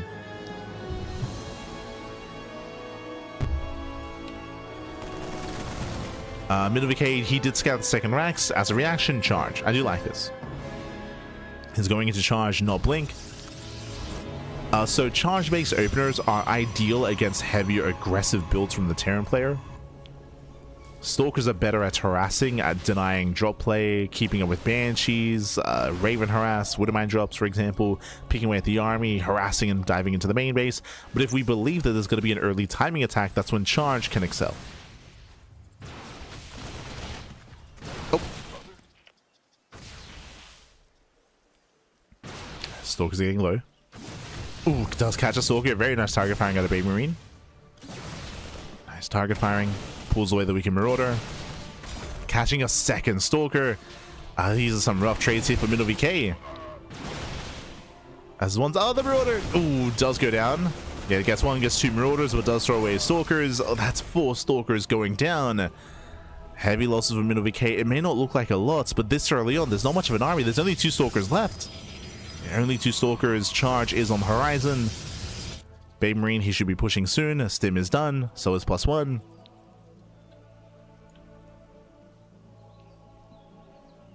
We'll see if he moves out. At this point, his army might be a little bit too battered and bruised. Behind us, working towards medevacs. He does push up until at least the halfway mark. Scouts a 3rd. I'm sure he wants it. Hey, he's coming. Bay Marine is pushing. There's 2 Stalkers to defend. There are some Zealots, but not many. Despite the charge-based opener, there's only 2, soon to be 3 Zealots. Ah, but he doesn't push. Yeah, Bay Marine, he does not move out. He plays it safe. Okay. Does play it safe instead. The Prism does threaten a dive. At the same time, we're waiting for medevacs. Once the medevacs arrive, then we can go for some drop play.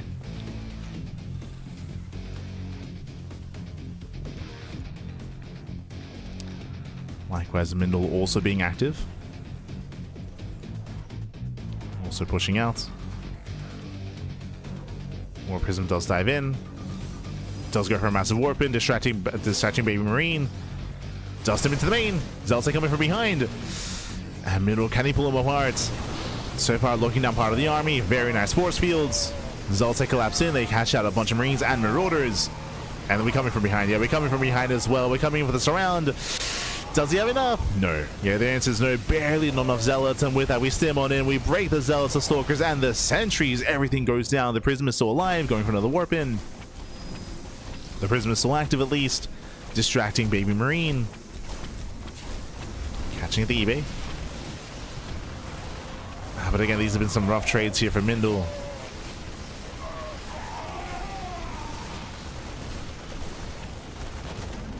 As he does still trade though, which he just keeps going. Never mind, he's going for it. Yeah, the army's too low. The army's too low. Zealots, they do overwhelm. They're getting on top of the SCVs. This is becoming critical damage. Oh, the mine shots. Last second split. It does split towards the end. So going for another warp in. Distracting Baby Marine, and this is getting out of hand. It's getting out of hand here. Baby Marine down to 37 SCVs is being torn apart. Again, the Zealots just trade so efficiently against a bio-heavy composition like this. And we're dropping back into the natural. And behind all of this, third base. Third base is getting up and running. Mindle does have the superior economy, going for another massive warp in. Can he force with the ramp? Can he lock him in? He can. He does force field, brutal mine connections. But there are no more reinforcements. Nice hold position micro in the mineral line. Very nice control. Baby Marine is holding. He does hold on. Prism has to get the hell out of here. And the aggression has ended. And on the one hand, Baby Marine, he holds, right? He holds, he defends. At the same time, though, we see only 35 SCVs. 36 SCVs. There is a third command center that's finishing. That will help, of course, but MilkiCow has a superior economy. And now we can start taking up. We're still on a low gas count, only 2 gases. But we can take a third gas geyser and go for Storm, go into Colossus, go for the Bay. Or just stick with a heavy gateway composition. And with the answer, Storm. Going for Storm, going for a fourth. MilkiCow is being a little bit greedy here. And who catches who? Oh no! Yeah, Widow Mines are a little bit late to react. Losing 1, losing 2 Widow Mines already. Yeah, and Baby Marine gets caught. He gets caught out losing every single Widow Mine. That's 5, 6 mines going down. Baby Marine, he goes to the drop. At the same time, MilkiCow just walks across the map, and there's nothing. we have some villain Marines. We have some Marines back at home. Does get into the mineral line though. Probes are going down at the same time. The Sentry Immortals on A move. Yeah, he's on A move here. Has to move in. Does catch some SCVs. Workers are going down for both sides. And Mindle, he has no reinforcements. The Prism was not with the main army. Oh, again, it's going to be a messy defense here. The Marauders, they trade well against the Stalkers. Oh no! Yeah, Stalkers, they were target firing the medevac. They were dragged in. MilkiCow throwing away his army. Yeah, messy control here by Mindle, and Baby Marine, he's snowballing out of control. He cripples the economy. 17 probe kills. That should not have happened. But again, Mindle had some miscontrol.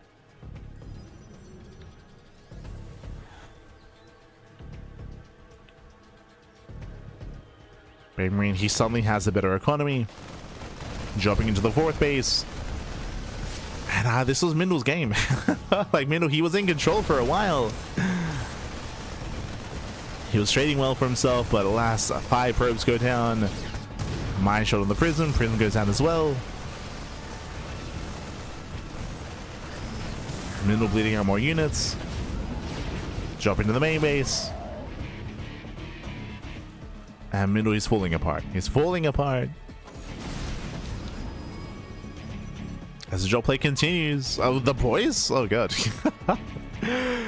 Yeah, just a rough rally here from Mindle. I say rough rally. I believe he pulled the boys away when the initial drop came in a panic.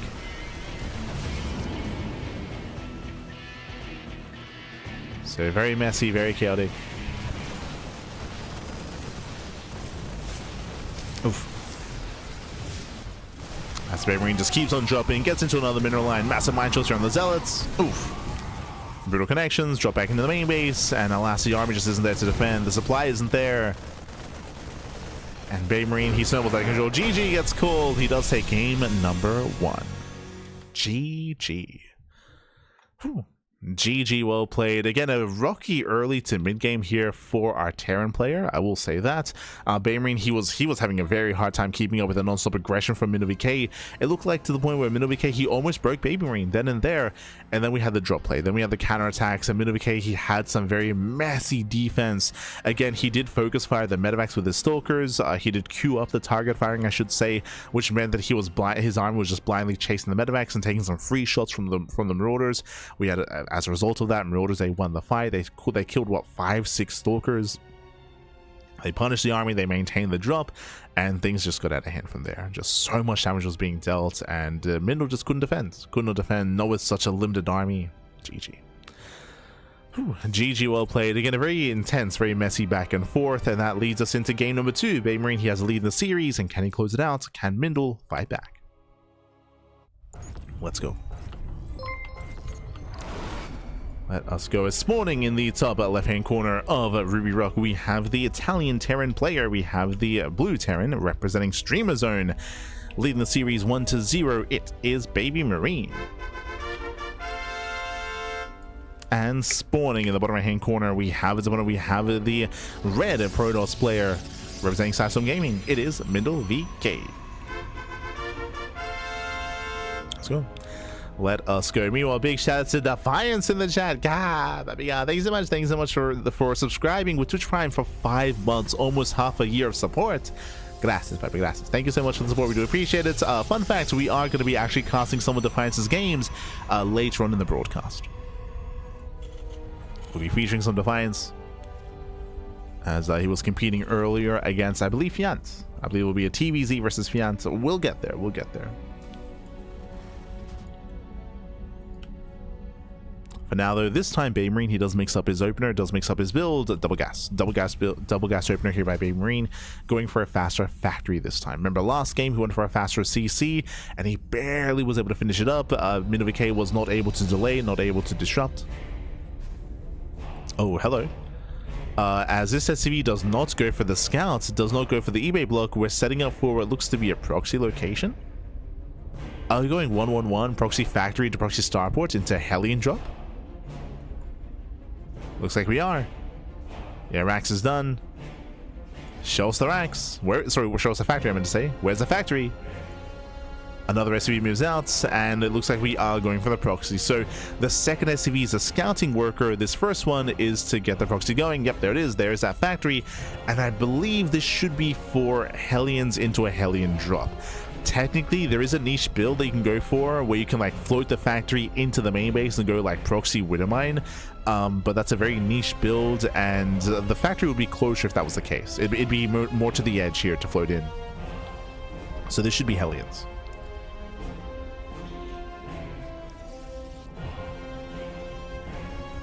We'll keep an eye on our Terran player. SCV pokes in, confirming the standard build here of MilkiCow. Oh, I say build. It's going to be a 2-gate opener once again. Oh, hold on. This is going to get a little bit messy here. So 2-gate opener, second game in a row. There is no CC to punish, but it's forcing out a bunker on the high ground. Meanwhile, here come the Hellions. Here comes the drop. Now, how many Hellions does it take to one-shot a probe? 3. 3 Hellions will one-shot a worker, and because they do splash damage, if workers line up, 3 Hellions, they can eviscerate this mineral line real fast and real quick. Usually we wait until we have 4 Hellions. That does leave you some wiggle room to lose a Hellion and still one-shot. We'll see how this lines up. So as they pick in, they confirm the wall off. For all they know, there could be a CC further back, right? There could be a command center further back here. So MilkiCow, he has limited scouting information. He does not know there's a proxy. And his soldiers are out of position. That means there's no defense back at home. Yeah, there's no defense. There's no battery. MilkiCow, he believes he's containing, but he's doing anything but. Baymarine, he's not contained. He's not contained. Here comes the third Hellion. And I think there might be... I don't think there's enough room for... not enough time for a 4th Hellion. But we'll have at least 3. And again, that's the bare minimum. Oh, we're going for the triple Hellion drop into the tech lab. Okay, Liberty behind this as well. Stalker's out of position. Back in the main base, there is nothing to defend. There's one battery that just now started, and we bust into the mineral line. We bustled in. That's going to be 1, 2, 3 probes going down. Oh, no, they're being pulled. Yeah, the boys are being pulled in. That's going to be the entire mineral line going down. Everything will fall. GG gets called. The probes get roasted, and Baby Marine will claim the series 2-0. Ay. GG. GG, well played. Hyper aggression by Baby Marine. Unfortunately, MilkiCow didn't piece it together. He didn't have any vision, didn't have any scouting. He did not know what was going on. He was confident in his ability to contain his opponents. Little did he know that the factory was across the map, and that was game. That was game then and there. There was nothing at home to defend. There was no safety battery, of course. There were just Hellions and probes, and Hellions, they just eviscerated that mineral line. GG. Game-ending damage. And with that, Baby Marine, he will claim the series. I was hoping for an ace match here. Game 1 was so close. Game 1 was so close. Here in Game 2, just lack of vision, lack of scouting. That was game. That was game then and there. And with that, Baby Marine, he will claim the series. We have our next matchup though, so he will advance on in the lower bracket. We'll soon catch up with the bracket itself, don't you worry. For now though, we're going to be jumping into our PVZ matchup. It is going to be Sebesdes versus Hatsu. Our next matchup is going to be a PVZ. Let's go. After this matchup, we'll be jumping into the bracket itself, so we can showcase what's going on and where we are. Meanwhile, spawning in the top left-hand corner of Ruby Rock, we have the yellow Protoss player. We have the Protoss player from land of Czechia representing Team Roddy. Hey, shout out to Roddy, of course, for raiding earlier. His boy is here. It is Sebesdes.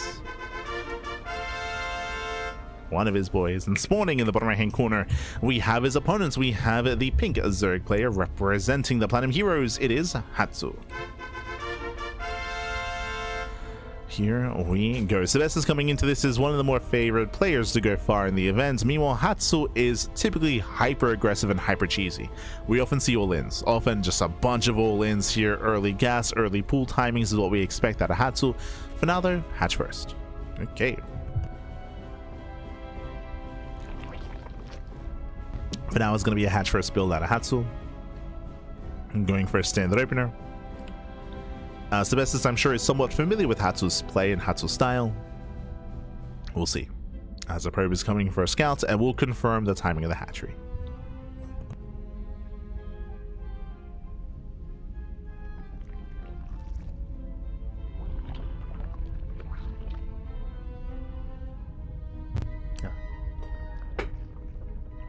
I'm a little bit under the weather. It's quite cold here in Australia. It's cold, man. It's cold.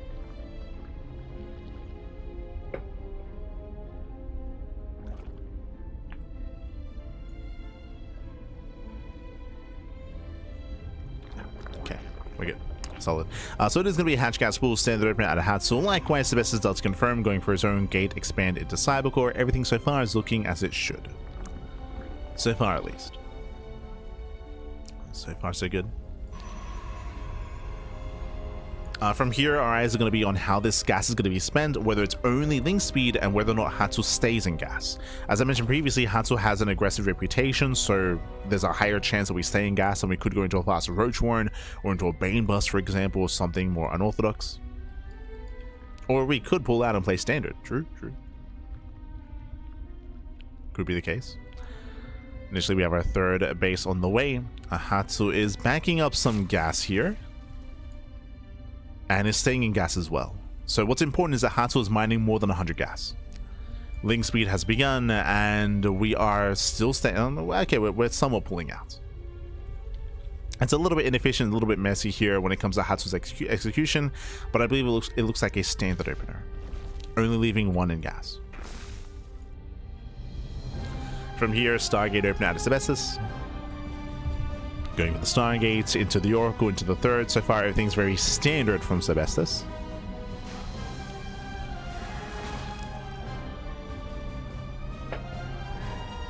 And we're getting into our early game. Building up into our early game.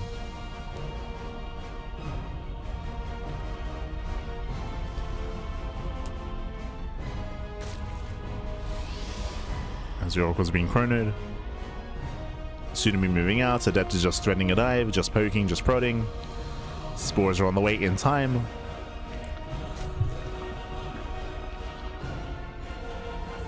So far, everything's looking as it should.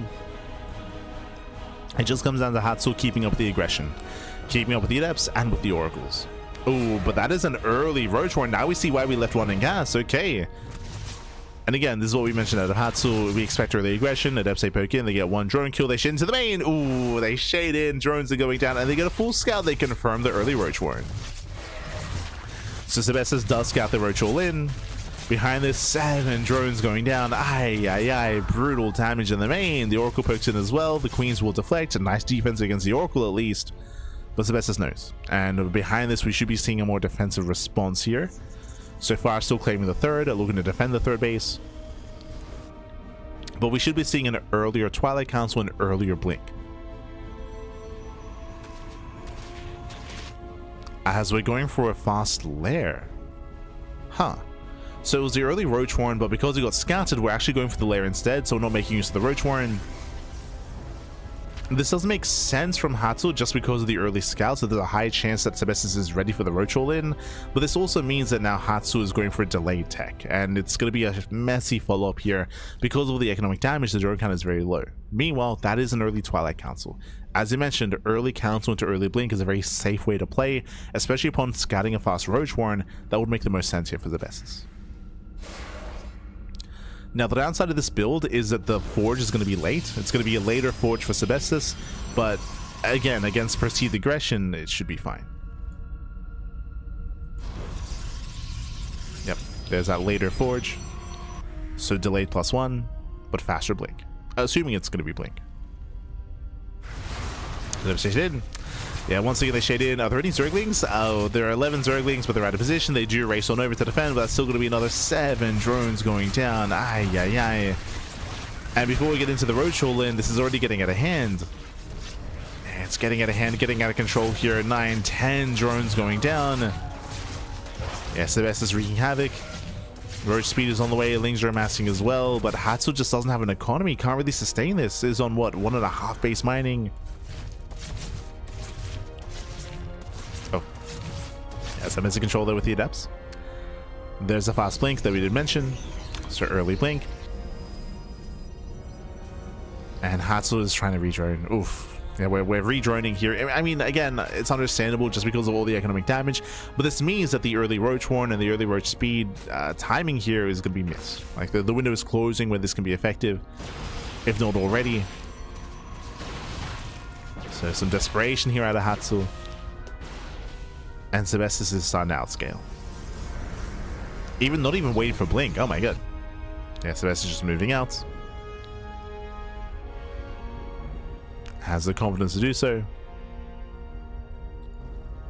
Again, I do believe that Hatsu initially wanted to go for an earlier Roach all-in, but because of the scouting, tried to shift gears, led into messy Adept defense, and led into this kind of game state. And now we can just walk in. Yeah, Sebesdes can walk in, takes down the Queens, gets into the mineral line. Spore does crumble. And with that, there is no defense. GG gets called, and Sebesdes will take game number 1. Ooh, GG. GG, well played. Sebesdes will take a lead in the series. Again, it did seem like Hatsu wanted to go for a more aggressive and earlier build, but there was scouting, there was aggression early on, and it feels like Hatsu had to shift gears and kind of adjust the build, and led into more opportunities for Sebesdes to find more economic damage. GG. GG, well played. With that, we're going to be loading into game number 2. Going to be loading into Tourmaline. This time a much smaller map, more aggressive map as well. I'm expecting early gas and early pool, but we'll see. Spawning in the let's go. Spawning in the right hand corner of Tourmaline, we have the yellow Protoss player from the land of Czechia, representing Team Roddy, leading the series 1-0. It is Sebesdes. And spawning in the bottom left-hand corner, we have his opponents. We have the pink Zerg player representing the Platinum Heroes. Down in the series, we'll see if he can bounce back and force the ace match. It is Hatsu. As Hatsu is joining. Early on, I thought it might be a 12 pool, as there was a delay in the first drone, but no, we're going to be joining, going to be saturating. So far, so good. And welcome to Tourmaline. Tourmaline is a smaller map of the map pool, shorter rush distance by ground, has a very open area outside of the natural, has an open third base, has an open fourth base, has an open center of the map as well. It's all very open, it's all very exposed, and it all does favor aggression. So we'll see. We'll see if Hatsu can actually get into their own build. Last game, we attempted with the early Roach Warren, and it got scouted, got denied, went into like a layer follow-up into Roach Speed. But the build never really got going. Never got going. So hoping we can embrace our build this time in game 2. For now, hatch gas pool, standard opener. Sebesdes does confirm this with the probe. Does confirm.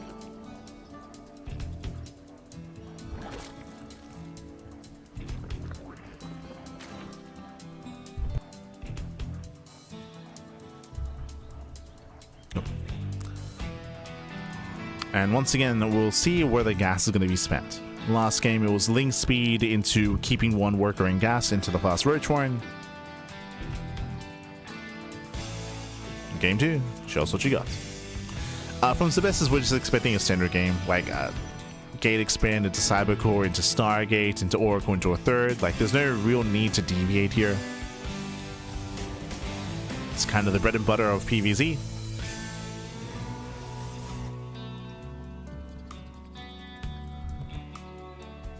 And here we go, link speed is on the way, and this time Hatsu stays completely in gas. Okay, 3 workers still mining gas here. There's a higher chance we go for a Baneliness or for a Roach Warren into an all-in. Oh boy, much more tech heavy this time. Which I do appreciate. Again, this is typically where Hatsu does thrive. Probe does see the attempted third expansion, and more links are amassing, by the way. It's gonna be a Bane bust, right? But we have the money for it. We have the gas. Yeah, well, I mean, again, we're not training, we're not saturating. It's going to be purely a link flood. Are we not spending the gas on anything? Is this a fake out? Maybe. If it was gonna be Banelings, we would have seen an S by now. And here we go, the link flood is amassing. We're amassing the link flood. I will say that the continued gas income here is going to be hurting Hatsu then, just because this could have been extra minerals, extra links. Extra production. Lings, they try to bypass the adepts. They skirt around the edge. Adepts, they do cast some reinforcements though. Behind this, we do have a full wall. Yeah, 2 gates, Cybercore, and the adepts. Ooh, the battery gets thrown down. Sebesdes, he knows. Yeah, Special Shades into the main base. Does confirm lack of drones, lack of saturation. Does wall off behind the adept, and the Oracle has arrived. Oh, and with the help of the Oracle here, there's no breaking this wall. Has a second wall behind this just in case. First Oracle was out. And Hatsu's completely all in. Completely all in. The link flood is coming. And again, we'll eventually take down the first gateway. Yeah, this gateway, the Oracle is just getting so much value. The gateway's getting low. So many things are going down. And with that, the gateway has fallen. The Lings just try to flood in, but there's a second wall behind this. We have 2 batteries, soon to be 3 batteries, and the adepts are now going for the Cybercore, but we're running out of Zerglings. GG gets called. And Sebesdes will claim the series 2-0, advancing on to the next round. GG. GG, well played. Again, the link flood makes the most sense in Tourmaline. Unfortunately, at this point, I want to say that Hatsu has a reputation, says Sebesdes. He was very, very quick to wall up, wall off, get the batteries up and running, get the secondary wall as well. Very quick reactions out of Sebesdes to fully set up defensively, and that natural base was not going to break. No shot was not going to break here. In the end, there's a world where maybe if Hatsu can zone away the adepts and deny vision a little bit longer and deny scouting, then maybe we can try to pull this off, but in the end, Sebesdes played it safe. GG. Good reactions, good responses. With that, Hatsu is out of the tournament, and now we can take a moment to catch up on the bracket itself. Exclamation mark B in the chat if you guys want to have a look back yourselves. Let's catch up on all the matches that are happening and ongoing. Okay, from the top, from the very top here, again, this is a double elimination tournament. There's the upper bracket and a lower bracket. Sheamus and UD Soldier, they're waiting in the upper semifinals. Meanwhile, we did end up casting Art versus Hormono. Art did take down Hormono to advance on against GgMaChine. If you recall, we covered the series earlier. GgMaChine did take down Art to advance on to the upper bracket finals, waiting for the winner of Sheamus and UD Soldier. So GgMaChine, he did advance on. Scrolling down a little bit further to the lower bracket, though, we have so many matches to cover. So many matches down here. We just covered Babe Marine versus Middle. So Babe Marine takes down Middle VK, and Babe Marine, he's up against Rebellion in the second round of the lower brackets. Going to be facing off in another TVP. We just covered Hatzel versus Sebesdes. Sebesdes takes down Hatzel 2-0. Sebesdes now up against Art in a PvP. Winner of that goes up against Jimmy in the next round. Likewise, Hacker's Top is also down here as well. Scrolling down a little bit further here, we have our next set of matches. We have Hydra versus Letalix in a PvP matchup. That is going to be covered later on in the broadcast. Scroll down a little bit further here. It is cut off on the brackets, but I will let you know that scrolling down a little bit further, we have Mini Zerg versus MilkiCow. That is going to be our next series. It's going to be a TVZ matchup between the cow and the Mini Zerg, followed by Fiant versus Defiance, and then Hydra versus Letalix. So we have 3 series left here tonight, a PvP, TVZ, and another TVZ as well. So 3 series to go. We are going to be going on a short break. Here, and when we come back, we'll have the remainder of the broadcast. Also, as a reminder, for those that are maybe tuning in for the first time, this event is a multi-month-long tournament because every series is casted. We only have 3 series left, then we're done for the week. Next week, we'll be back with more lower bracket matches, and eventually everything is going to be casted, but it takes a long time. Players have time to prepare for their matches, of course. That is the benefit of this event. They have like a week to prepare for their matches ahead of time, and then we can jump in. As this tournament is probably going to last like another 3-4 weeks just to get through all of this. Like there's so many games to go back, and the upper bracket as well, of course. But for now, we're going to be going on a short break. When we come back, we'll have our next series. We'll have MilkiCow versus Mini Zerg. We'll see you soon. We'll see you soon after the break. Oh, un momento.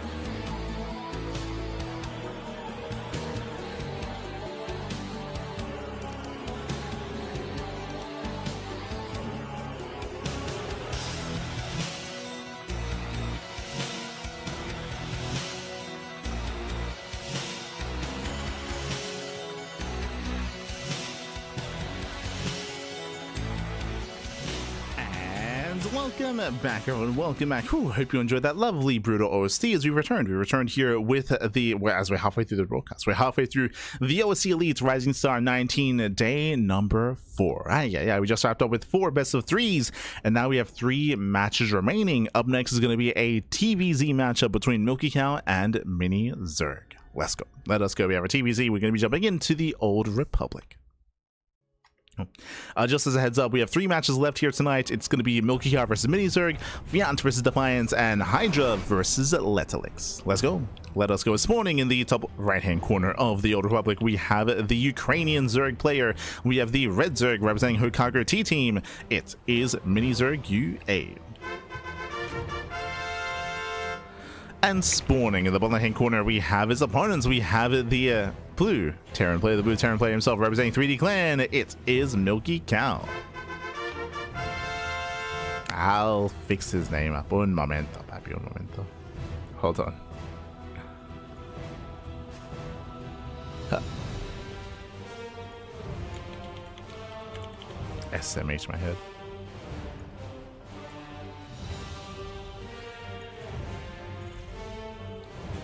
As we set up our player names, here we go. Beautiful. And if you're in the chat, you know what time it is. It is Gamba time. Predictions are open.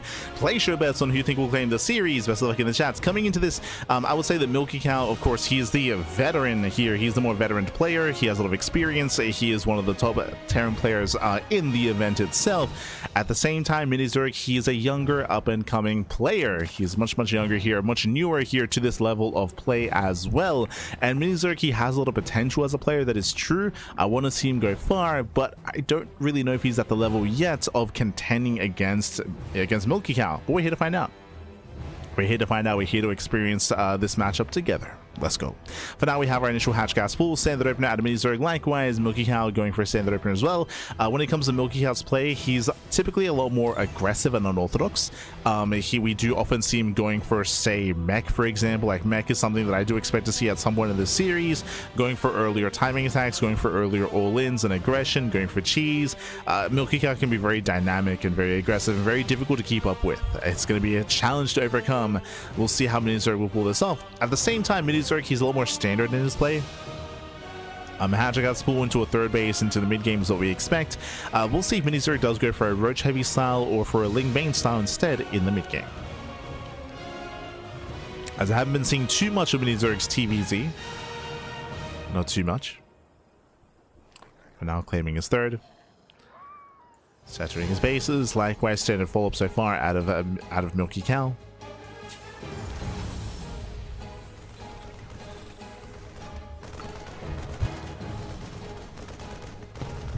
And from here, we're waiting for the third CC.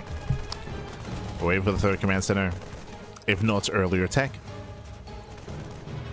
Overlord is going to be denied. And we have the money for it. There it is. Third TC. Okay, so we have an economic build here by MilkiCow going for a third TC before Starport. Standard build out of our Terran player. Meanwhile, Mini Zerg going for his own third expansion as well. And joining, saturating, pulling out of gas. No early shenanigans from either player. And welcome to the Old Republic. The Old Republic is a larger map of the map pool. I would say, though, it has an accessible 4th and 3rd location, though. So I would say that aggression can be favored on this map as we're going for a second Rax. Oh, 3cc 211. Okay. This is going to be leading into an earlier stim timing. I say earlier, it's going to hit later because of the faster 3rd CC. It's going to be hitting at around 6 minutes. At around 6 minutes, like 5:30 to 6 minutes. Is when this does hit. This can be quite hard. This can hit quite hard, of course, as it's going to be hitting with stim. So stim, mass marine, mass bio into medevac support is the goal for MilkiCow. And so far, Mini Zerg is in the dark. Remember, the Overlord has been denied. The Overlord is hidden here outside of the natural, barely standing, barely alive. Oh. So Mini Zerg has no idea what the follow-up is. It does spot the Hellion, so in Mini Zerg's mind, it could be a 1-1-1. Is still not certain. Now the scary thing here is that against a 1-1-1 variation, whether it's 3cc into Banshee or just straight up 1-1-1 instead, usually you can get away with just Queen Ling defense, but against a 2-1-1 timing against an earlier stim attack, then you do need additional queens. You do ideally need to invest harder into your Ling count. Now the first Hellion does get caught. Ooh, nice catch. Picking up a Hellion. A Ling's going to be zoned away. We now do go for the add-on swap here. No more Hellions going into mass marine production. There's only 3 Hellions standing. Oh. And it is going to be a Baneland instead of Mini-Zerg, not Roaches. So he's going into Ling Bane. Going for the earlier layer. Delayed Evo Chambers out of our Zerg player. Delayed Chambers, late upgrades. Oh, doesn't quite get the tumor. Not quite. MilkiCow pulling away. And it's almost time to move out. Again, we're just waiting for those medevacs. As I mentioned, this does hit around 6 minutes. Almost there.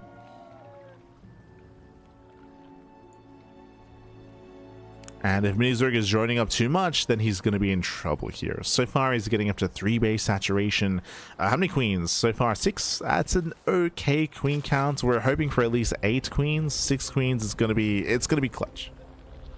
It's going to be clutch here. As Mini-Zerg is taking his 4th base.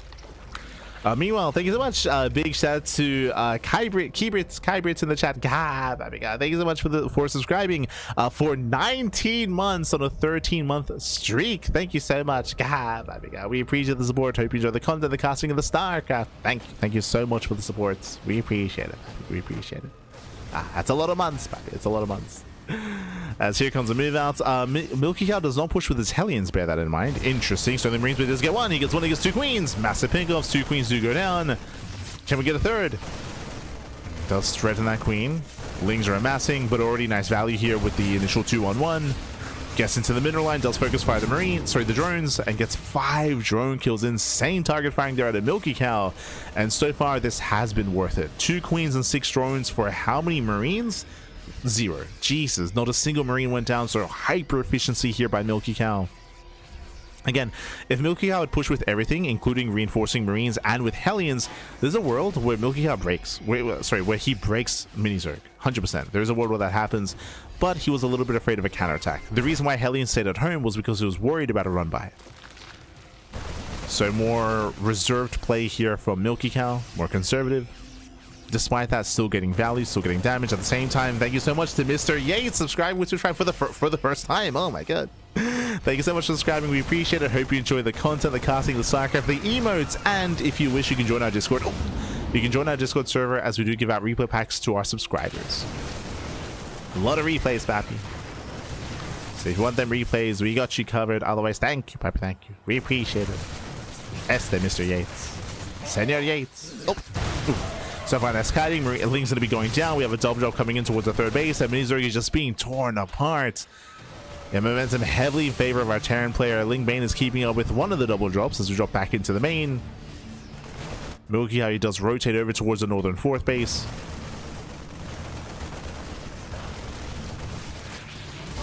And Mini-Zerg, he is trying to keep up. So far, so good. Oh, 1 medevac goes down. Getting up to 2, losing all the Marines. Yes, a messy play here by MilkiCow. Dust him in. Oh, doesn't waste the mine shots. Oh, Lings, they just get thrown away. The Banelings, we connect. Oh my god. Yeah, wouldn't mind they go off. They connect with the Banelings, but looks like Mini-Zerg, he does have enough. He is still holding. Yeah, he's holding on for a time here, but he's running out of Banelings. There's only 1 Baneling left. And I started finding by MilkiZerg. MilkiZerg. The names just blending together with MilkiCow. Last thing, counterattack here by a Zerg player. Does hit the mineral line. 4 CVs will distract the Terran. Does distract. But MilkiCow still being active. The Mini-Cow. The MilkiZerg. Oh god.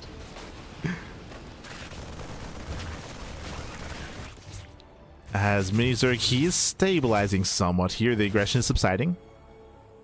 And we're calming things down. We still have a lot of joining to do here. We're just getting up to 75. Hive is done. Ultras on the horizon. Can we get to Ultras? Can Mini-Zerg make it? If the game slows down enough, we can. Oh, nice retargeting. Oh, Maestro goes off. No major connection. Nice splits out of our Zerg player. We have more momentum here and more pushing towards the top side. And the goal is to break the Zerg player before Ultras. As I believe we 8-raxing. As we are. Yeah, no gases. No gases here at the third base. We are going for the A-Rack, so hyper aggression here from MiniZerg. Basically, purely marine mine. Pure marine mines and medevacs. There's no transition into Marauders or into an Academy, into Ghosts. Mine just going off, and better connections. Marines are lifted.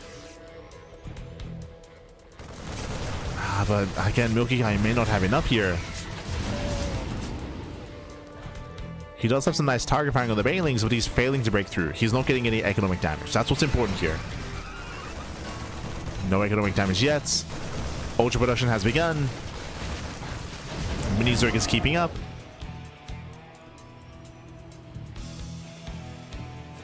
And now we're forcing Marauders. Yeah, Marauder production has begun. MilkiCow getting his own fourth base. Now a fifth CC is on the way. We haven't seen workers go down in quite some time.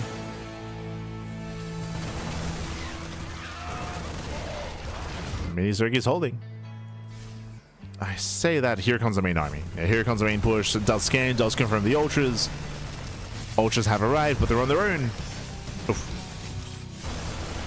Yeah, the Ultras are on their own. Dragged through the minefield. They will still defend though. Oh my god, so many Marines go down. At the same time, Lings, they hit the third. And MilkiCow's being torn apart. He's being torn apart here. The Ultras, they defend. The Lings, they counterattack. 11 SCV kills. Hitting up the depots. And MilkiCow turns around. Yeah, he does turn back around. Fails to be aggressive, and he fails to break the Zerg player. Again, MiniZerg, he's got his Ultras. Kind of splitting is done. The run-bys, they continue. Gets into the natural. Distracting MilkiCow. He does turn everything around for a moment. And turns around. This thing run-by won't achieve too much damage, actually. It's going to be a bit of a waste, but it does buy time. Buys time for the Ultras. And now we're collapsing in, looking for the surround. Tries to lock down the army. Nice stepping here out of our Terran. Substep back. But again, he has no good answer for the Ultras. The Ghost Academy just now finishing. And the Academy just finished. We have Infestors now on the way. MiniZerg, he's perfecting his army.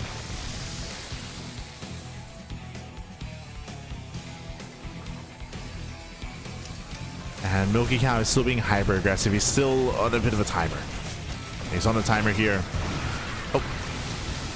Decent mine shots. Catching on both Zerglings. And you can see the desperation here by MilkiCow. He does get the expansion though. Kills the hatchery. It gets a base, keeps dropping. Now this is one advantage that MilkiCow has, is his mobility. As he takes down two bases. Oh my god. Yeah, massive pickup. So we do fungal the army. That's going to be 1. 2 Infestors going down. Expensive losses there for MiniZerg. Drop into the main base. At the same time, 17 SCV kills. We're getting messy. We're getting very, very messy here. Might even kill the CC. And he does. Yeah, he gets a kill. No lift. We're getting chaotic. The drop behind the Mineral Lander. This is getting out of hand. Yeah, this is getting out of hand here at Queens. They try to defend. We need Zerglings here, though. Yeah, MiniZerg, he fails to split up his army. He will lose every single queen. Yeah, that's what, 4 or 5 queens going down. But across the map, 25 SCV kills. That's crazy. 26. 27. 27 SCVs. MiniZerg, he still has an economy, has all spaces, don't get me wrong. Hatcheries have been going down, but he still has the drone cannon, he still has the Ultra, still has the Infestors. He's coming. He's pushing in. Ooh, nice snipes. Fungal does land, denies any more snipes. Planetary goes down, and MiniZerg is snowballing out of control. He breaks through the main army. Takes down 48 SCVs, there's no economy left. Again, we get some decent snipes, but there's nothing else behind this. Yeah, there's no workers, there's no mining. MiniZerg still reinforcing. The bases are getting back up and running.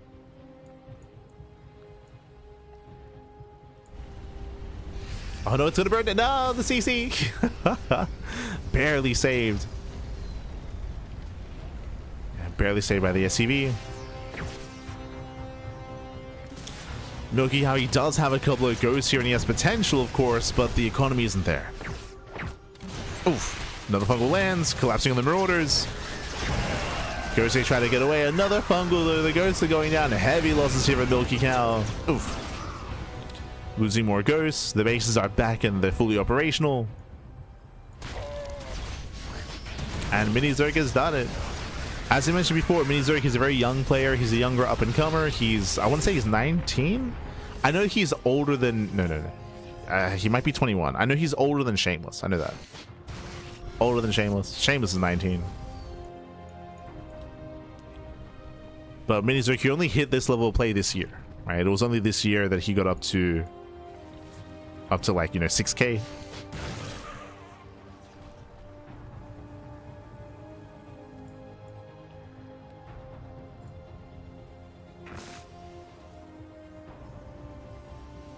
And with that, he's just stabilizing, claiming a 5th base, 76 workers, building up more ultras, more infestors.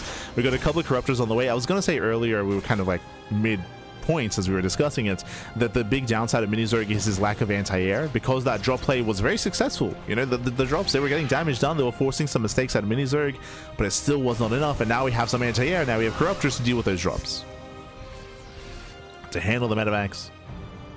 So the one advantage that MilkiCow had isn't quite there anymore. Isn't quite there. Thanks for AC2 streams. Ah, you're welcome, Papi, you're welcome. De nada, papi, de nada.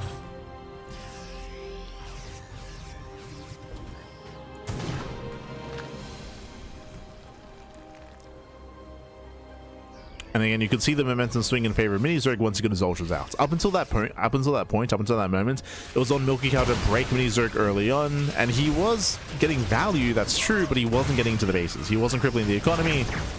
It's nice holding up. Nice, very nice EMP on the infestors. Crazy EMP.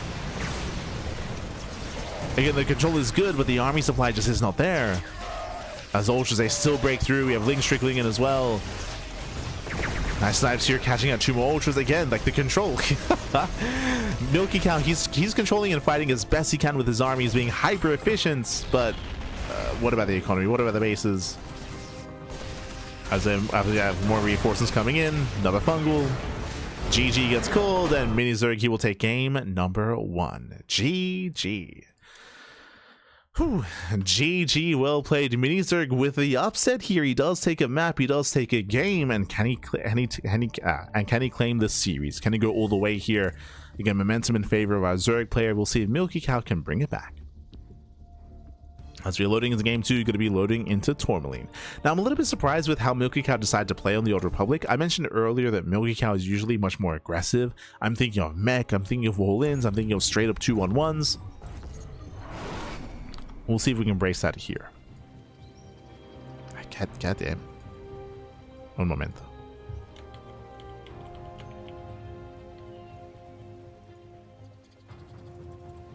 So I'm just setting up our player.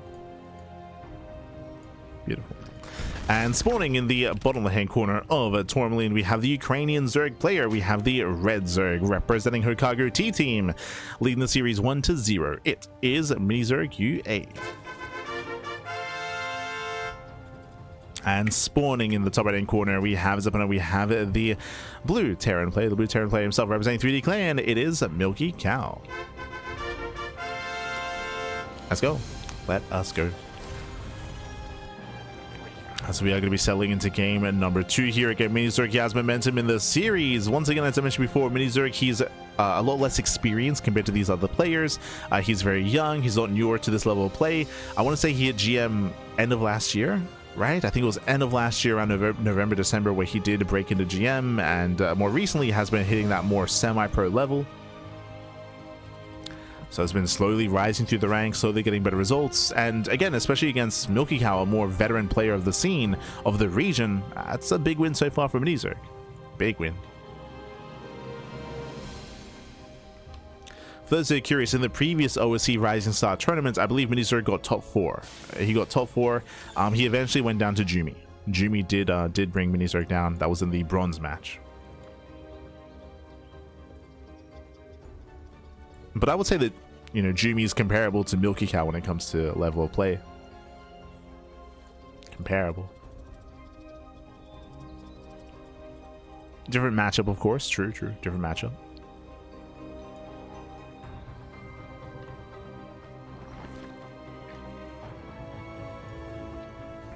So here we go.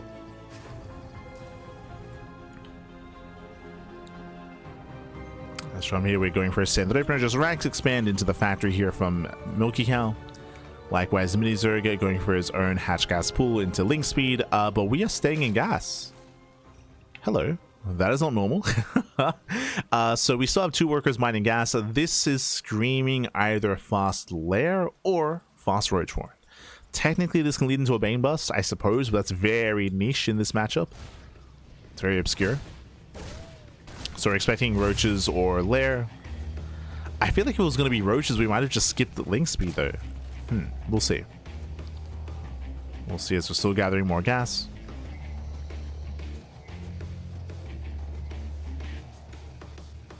Do we go for the nest? Do we go for the warren? Do we go for the lair? As we're still creeping up on 100 gas. Getting there. Meanwhile, it is going to be a 3rd CC before Starport. Once again, we have the same build here by MilkiCow, going for an economic opener. But wait, Burrow? Wait, wait, what? And we're still mining gas, by the way. So we're rushing into gas, we're rushing into Burrow of all things into roaches. Okay, now it's making a little bit more sense here.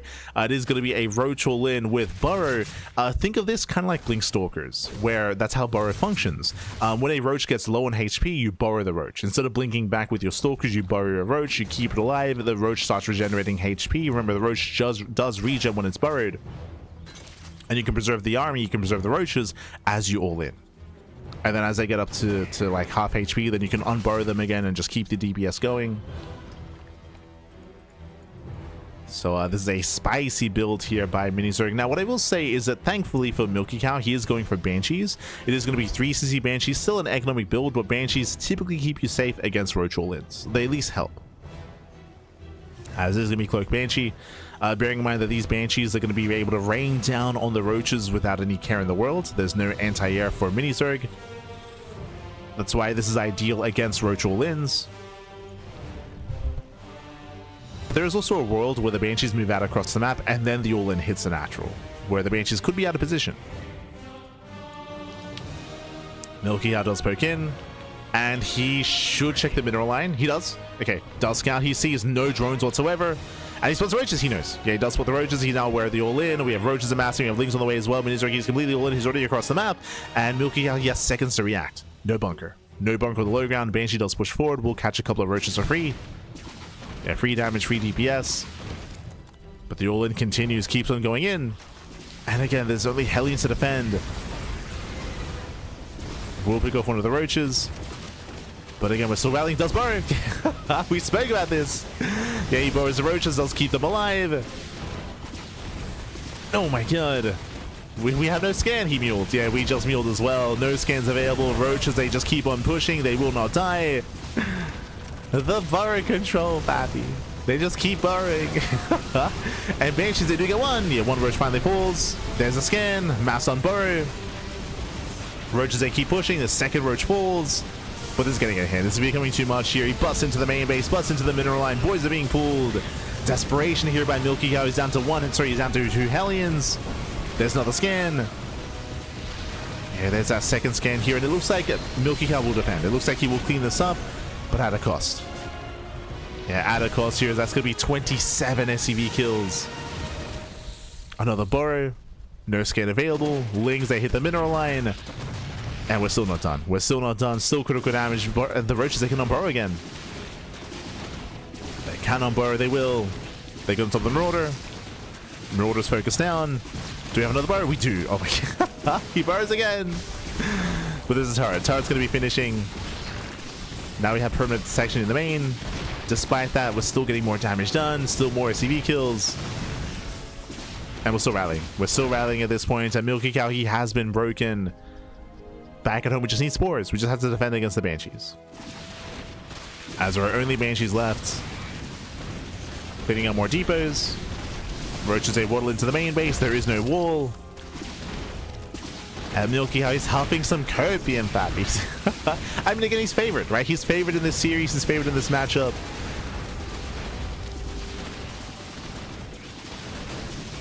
MiniZerg, he's one of the newer, the next generation of players, Pappy. He breaks through, he busts in, takes down the middle line, 62 SCV kills, 64, 65. We're muling. No shot. We're gonna float everything. No shot. Are we gonna go for the Great Migration, Pappy? Raven is on the way for detection, and again, these Banshees are all that's left. Only 2 Banshees. Este MilkiCow. These Zoomers, Pappy. They be zooming. Back home, we have spores on the way. As I mentioned, that's all we need. Just get spores back at home, build up the queen count, a drone, saturate, and start building up as well. Because eventually the Banshees will technically counterattack eventually. Now, MilkiCow, he does have mules. True, he has triple CC, he has triple mule production. Mules are good, but they're not that good. They're not no shot. The copium is real, refusing to give up. Ah, no. As it cleans up all the Zerglings.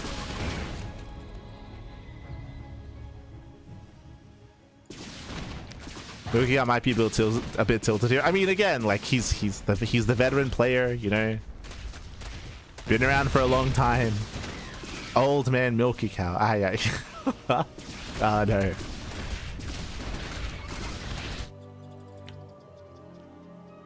As he now moves out across the map. He's got 2 Banshees, 1 Raven, and a Dream. Let's go. Hey, he does get a Queen. Oh, never mind. Transfuse. Transfuse is available. Saves the Queen. Zoning back MilkiCow. Behind this is making 3 SCVs at a time. He's muling his harder. He wants to try to macro out of this. He's crazy. And the correct thing to do is mutas. There we go. Spires on the way for muta play. Mutas are ideal as they can hunt down the Banshees, and they can also chase down floating buildings. So you want your mutas. And you can see MilkiCow, he's killing drones. Like, he's getting damage. Like, he's... Here, take this. 4 drone kills. 5, 6. Let him play, Pappy. Let him play. 8, 9 drones. Again, in a standard game, this is critical damage, by the way. 10 drones. If only there was 3 bases mining, right? Like, if only there was 11 drones. 11 drones going down. Getting up to soon to be 12.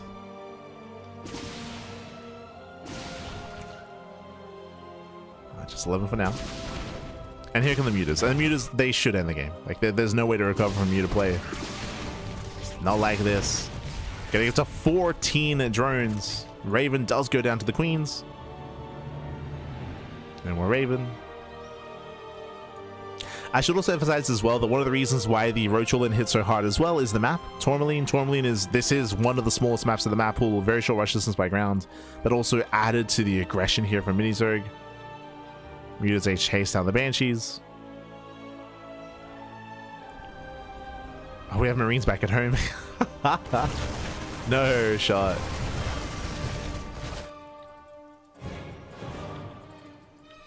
There's 1 Banshee left. Do you have an overseer? We do. I believe no. Yeah, there's no overlord speed, unfortunately. No speed. Banshee, get out of here, Pap. Get out of here. Down to 13 energy. Ah, no.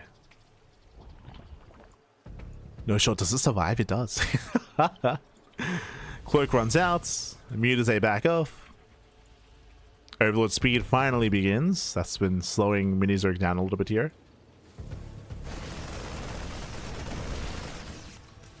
Now we have enough of a Marine count and Widowmine count where technically MilkiCow could defend against the mutas with mine shots. Nah, there's 15 mutas though. It's 15.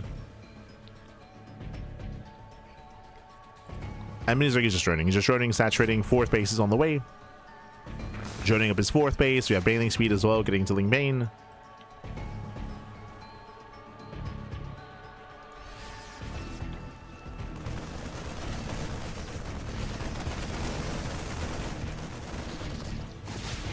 Oh god, the Banshee survived? Wait, what? There we go. Does go down. Here comes the Mutaflux. The apocalypse of mutas. 18. Now again, with some good mine connections, MilkiCow can provide this massive connections. The army softened up.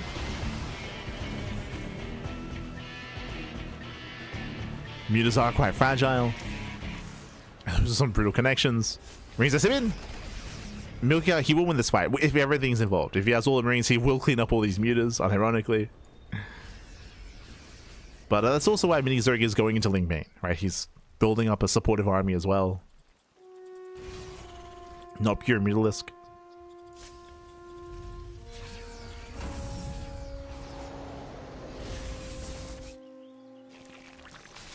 My concern is that we have an infestation mid on the way. This is a sign of Hive Tech and Ultras. No shot we tech up into Ultras before ending the game, right? Like no no shot.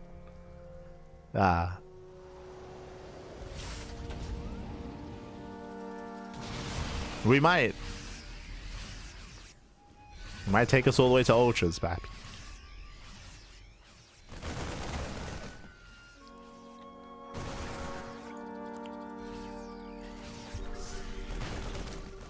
As Marines are being active, you have that one Widowmine.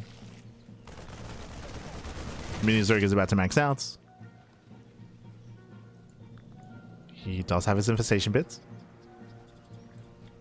Mine shot doesn't go off. Cleans the Widowmine. Here comes Mini Zerg, he's maxed. Now, if MilkiCow connected with these, how many Widows does he have? 3, okay. no shot. Technically, if we get the juiciest mine connections, MilkiCow, he will still lose his third. But he might defend his natural, I suppose.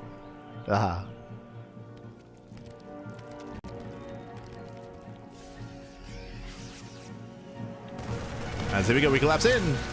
And Mini Zerg, he pulls the trigger, shows some mine shots. They will not go off. Oof, brutal connections. Or brutal engage, I should say. And no Widowmine shots, we collapse in, and Marines are going to be going down, and Mini Zerg, he's on a GG, gets called, and Mini Zerg, he will take the series 2-0, advancing on to the next round, and knocking MilkiCow out of the tournament. GG. GG, well played. Massive upset here as MilkiCow, he is out of the OSC Rising Star, and Mini Zerg is in. Mini Zerg, he does advance on into the next round. Big win here for Mini Zerg. As we mentioned, Mini Zerg, he's a lot newer to this level of play. He's a younger player. He's the underdog here and is doing well for himself. Again, he's been achieving better and better results over the past couple of months, slowly building up and slowly getting better, slowly improving. Been impressive. GG. GG, well played, as he does claim the series. Of course, MilkiCow a little bit upset towards the end there, but I mean, he was the favorite player, right? Straight up, like he's he was slated to win, gets knocked out. So GG, well played. And with that, we have our next series. We have our next matchup here. It is going to be another ZVT, another Zerg vs Terran matchup. It is going to be Fianta versus Defiance. If you recall, Defiance was in the chat earlier. We do have our next ZVT matchup here. It's going to be on the Old Republic. Let's go. We're loading into the Old Republic. And spawning in the bottom hand corner of the Old Republic, we have the yellow Zerg player. We have the Swedish Zerg representing Team Roddy. It is Fiant. And spawning in the right hand corner, we have his opponent. We have the blue Terran player. We have the American Terran representing the Platinum Heroes. It is Defiance. And if you're in the chat, you know what time it is. Oh, hold on. I do need to sort out the previous predictions, but predictions will soon be open. You can place your bets on who you think will claim the series. Un momento, papi, un momento. As we complete our predictions. There we go. Okay, you can get your gamma going. Coming into this, Fiant is the favorite player, but Defiance has also been improving over time as well, and we'll see how we approach this as we load into the Old Republic.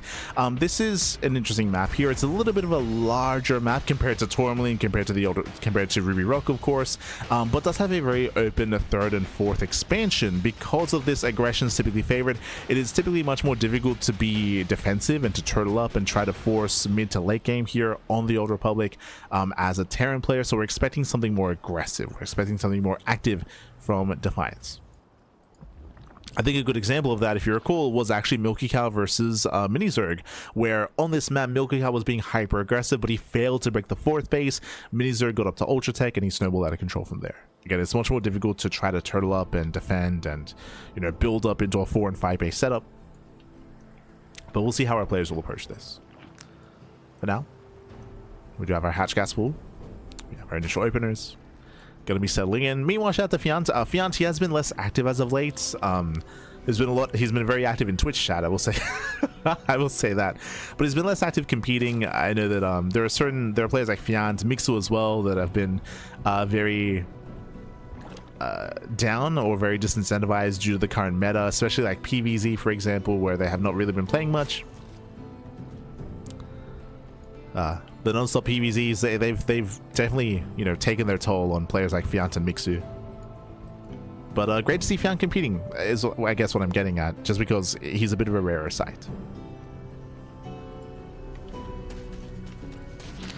Hate to see. As Fiant does break in. Does pull away behind this, going for his own factory follow-up. Everything's looking normal so far. The initial dance has begun, and the queen pops out. Fiant will hold. Fiant does hold, does defend. Oh, sorry, my apologies. Thank you for letting me know. For those who are curious, I did have to manually change MilkiCow's name because he's called Dusty Shoe on EU. He's so I did have to manually change his name. But thank you for letting me know. We appreciate it. We have had a couple of games in the past where, like, I don't know, someone like SOS, because SOS competes on a barcode. Like, we have SOS listed when it's like, I don't know, Zound playing or like Shin playing. That's happened before. We're just locked in, Pappy. We're locked in.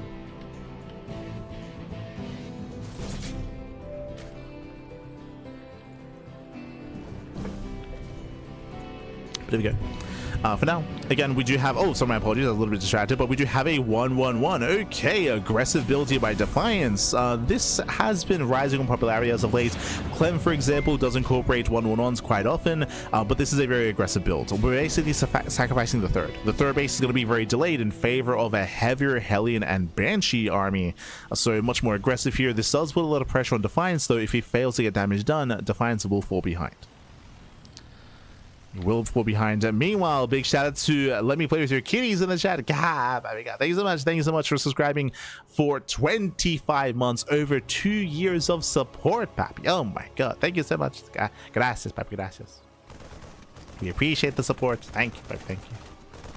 Glad you enjoy the content, the casting, the StarCraft, Pappy, the StarCraft. It's been a pretty intense month of StarCraft here with GSL, with RSL, with all the regular weeklies. For those who are curious, later on tonight, we're going to be live with a best of 9 show match between Zound and Rogue. They're going to be having a show match in around 8 hours time. 8 hours. So, more StarCraft.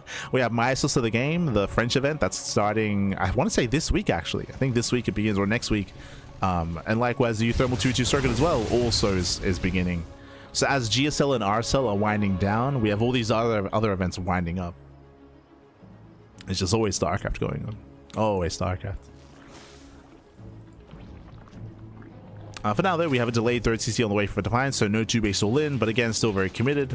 Hellions, they rotate over towards the third base.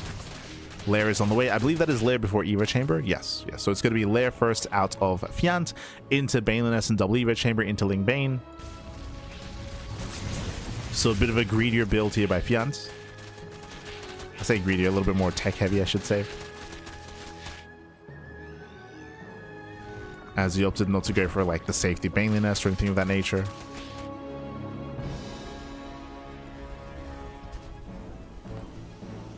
And we're still waiting. Oh my god. And while we were distracted, I got ahead of myself. I was like, oh no, yeah, we have a third base on the way. Like, Defiance is just building up into his mid game, but no, he's going double Starport Mass Banshee into, I was gonna say, a variation of mech.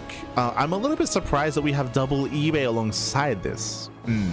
So usually double Starport, double, and Mass Banshee is usually paired with Reactored Hellion into Battle Mech, into Hellion Cyclone.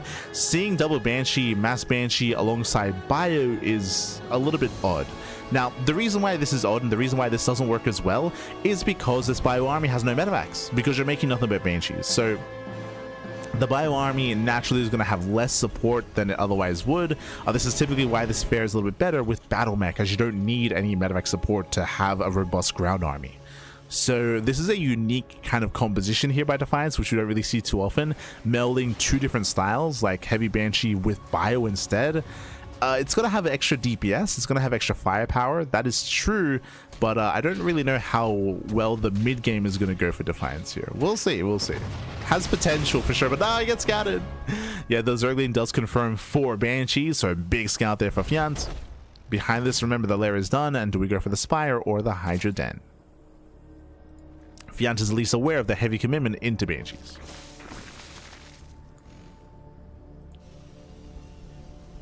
Oh boy. As we do have Hyperflight Rotors wrapping up. And getting into Banshee speed. So far, Fiant just fixating on Ling Bane. I wonder if Fiant actually saw the Banshees, by the way. Like, the Zergling saw the Banshees, but I don't know if he saw the Banshees, as the Hydrogen feels very late. Because of this, these Banshees, they can overwhelm a Spore. As we have 6 Banshees moving out. There's how many queens? 9. There's a heavy queen counts, but whether or not they're going to be in position is a different story.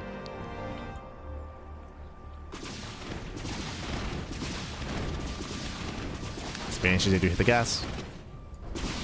They reveal themselves. Yeah, drone's going to be pulled back. We have 9 queens moving in, but the Spore goes down. No detection. Yeah, no detection here as Banshees. They do dive on top of the queens. Overseer now coming in. Clutch Transfuse. Ooh, very clutch transfuse. The queen does survive. Likewise, nice reaction here by Fiant. At the same time, he does counterattack, and the Marines are exposed. Yeah, the Marines are exposed. Marines, they get shut down completely here. And there's no defense. There's no defense back at home. The Banshees, they get shut down. Ling Bane breaks the third, and we have plenty of Banelings left over. We can push into the natural. We push into the natural base, and again, there is no defense. We have 1 tank on the high ground. And the tank will siege. Okay. Fiant, he's late to engage. But he's going for it. Oh, no, never mind. Yeah, Fiant, he does decide to back off. There was a missed opportunity to break the natural there. There was an opening. Fiant pulls away, and now it's building up his Hydras. As building up, we do have Hydra speed finishing up here for Fiant. Hydra Den did finish, minimal economic losses. Fiant, he's up to 84 drones, a heavy drone count here for Fiant. And honestly, the Banshees weren't worth it. Because, again, because of all the Banshees, that did mean the third base was broken earlier, so a rough economy here for Defiance. There was potential with the Banshees for sure, but Fiant, he reacted well. Reacted well to it.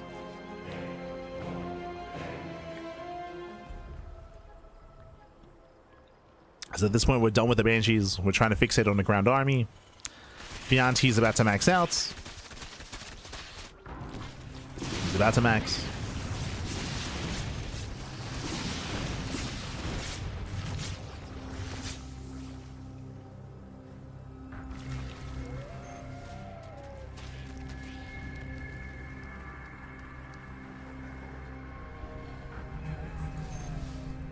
Defiance coming in from behind. Meanwhile, Fiant is max. He's pushing. Hydras are distracted. And does get a Banshee. Gets one, he gets 2. 3. Oh my god. 3 Banshees go down. 1 Banshee left. At the same time, we have 2 tanks on the high ground. Only 2 tanks. We're coming in for a flank. Coming in from multiple angles. A little bit mistimed here for Fiant. So a bit of a messy engage. But regardless, he will still overwhelm. And Banelings, they roll in. They roll past. They bust into the mineral line. And Fiant will break through. GG gets called. Fiant takes game number 1. GG. Whew. GG, well played. Fiant takes the lead in the series. An interesting style here from Defiance. Once again, though, we saw kind of the issues of going specifically mass Banshee into bio. It isn't just that the Marines have no medevac support, but as you saw, you're also even more vulnerable to a Ling counterattack. Typically, we see Hellion support, like double factory reactor Hellion behind this, which would shut down any kind of Ling aggression to be able to stabilize on 3 bases, but here going to bio tank does leave you more vulnerable here to a counterattack. And yeah, I feel like the build here leaves much to be desired. Has some potential, especially if your opponent is less familiar with this. But for Fiant to counterattack immediately was brutal. Saw the instant counterattack, hit the third base, broke the third. GG. There was even a world where he could have pushed into the natural, but was a little bit messy when it came to his army control. Was late to move in. Regardless, GG, well played. Fiant takes the lead in the series. Now we're going to be loading into game number 2. Going to be loading into Ruby Rock. This time a smaller map. A much smaller map of the map pool. A much more aggressive map as well.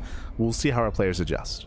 As spawning in the bottom right hand corner of Ruby Rock, we have the Swedish Zerg player.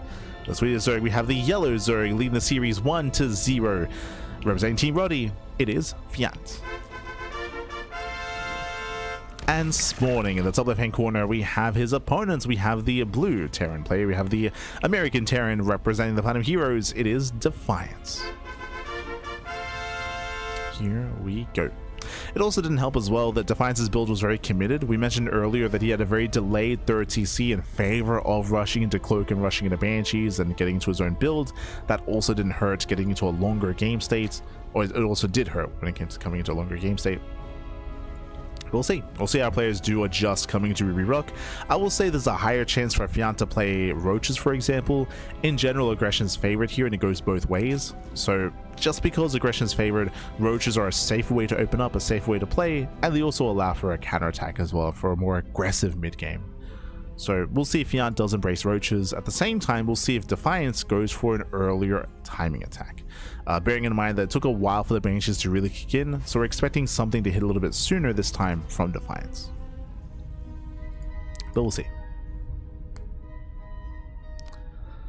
So now just moving out, we're opening up and selling into Ruby Rock. When it comes to the map itself, it isn't just a short rush distance, but it has a very open third, a very forward third base as well, which is very accessible, shorter rush distance by ground.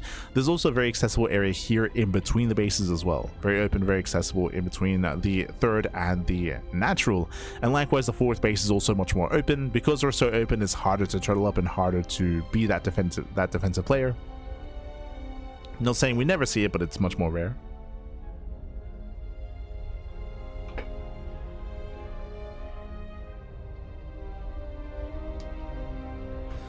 It's much more rare here. So now we just have our standard openers. We're looking to see if we go for, say, another delayed third TC. If we go for a faster starport, a faster second factory, like a 2-1-1 variation. We can see our factories on the way, so no 2-1-1.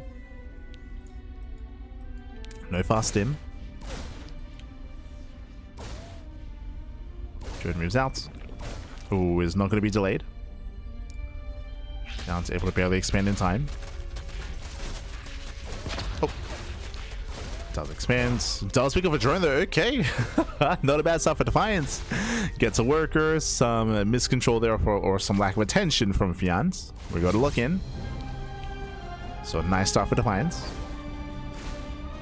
Gets a drone kill. Fiant does leave one worker in gas. Bear that in mind. Typically we pull out of gas completely. One worker mining isn't the most amount of gas though, so this might just be for a fast lair. Reaper moves in, confirms no excess gas mining. Oh. And the Reaper does go down. Nice setup there, nice round. But again, I'm curious if this means anything earlier here for Fiant. It could just be lair first again.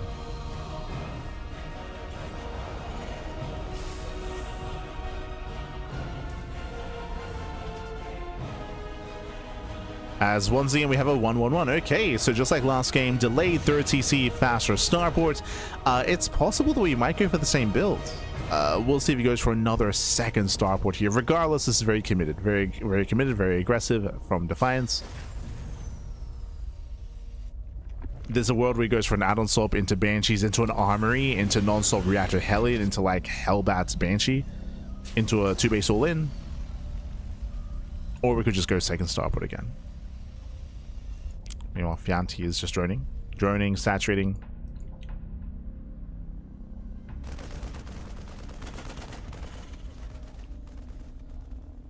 Hellions, they rotate over. Overlord goes in for the scout, and Fiant will confirm the tech lab. Yeah, gets eyes on the starport, the tech lab, and on Cloak as well. So big scout here for Fiant. He confirms the 1-1-1, confirms lack of third TC. You can see he wants to check a little bit further back for an armory or for a second starport. And what is going to be thrown down behind this? As Defiance is banking up some resources here. Yeah, distracted by the Hellion harass. Where are we spending our money?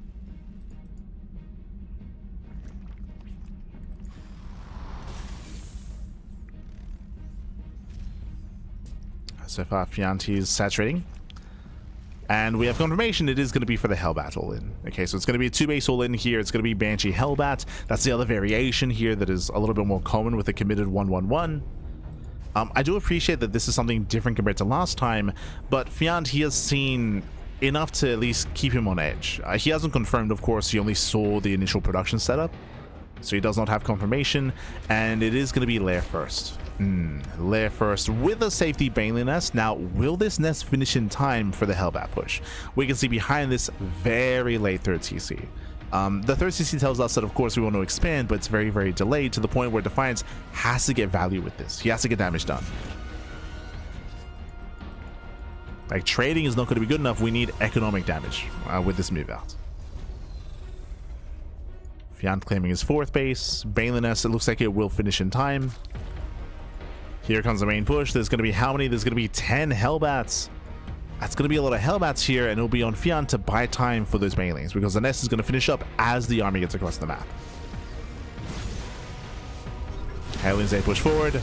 Nest is done. 8 Banelings on the way. Yeah, 8 Banelings are now on the way, and Fiant just has to buy time. He has to buy time for the Banelings. Hellbats take on top of the 4th base. Queens, they engage at a time. They already pick up 4 messy engage here from Defiance, losing 4. Yeah, 4 Hellbats go down already without even the Banelings coming into play. At the same time, Banshees, they hit the main base. All the Hellbats get shut down. And Defiance is in trouble. Yeah, he is in trouble here, as he does hit the main base, gets a couple of drone kills, but now he's exposed, and I don't see how we can expand. There are Lings in position to get eyes on any 3rd base, and Fiant is counterattacking. Yeah, Fiant does counterattack. There is a tank on the low ground, and with it sieging up, we can defend. Fiant is still going for it. Yeah, he's still going for it. Minimal defenses back at home. There's only 2 Marines, though! Yeah, tank is unsieged, no bunker. Deeper wall goes down. We're coming for the surround. He wants that tank. I'll pick up. Oh no! Yeah, it doesn't save the tank, and in the end, we break the natural. The natural has been broken. SCVs are going down. Nice save here on some of the workers. I'll pick up here on the SCVs, but still going to be 12 SCV kills. And as you mentioned, Defiance was so committed to that Hellbat push, we had to get more damage done. Got only 3 drone kills. 3 drone kills. Did not kill the expansion. Didn't trade against the Queens. And that's led to this game state, where Fiant can now just drone up to 4 bases. We have a 5th base on the way as well, getting up to 11 more workers, up to past 80 drones. A heavy drone count here for Fiant. You could argue Fiant is being greedy, and he is being greedy, but he can get away with it. You could definitely argue that, like, is this too far, because he should be forcing a 2-base all-in out of Defiance. The reality is, due to all the dead Hellions and due to the dead tank and Marines as well, there's not really much to counterattack with. There's not much back at home. So much here. And with this, Fiant, he can now tech up. He can tech up as well, go into Hydras or into an Infestation Pit. I would prefer some anti-air, just because drop play can still be effective here, just because the anti-air is very limited for Fiant.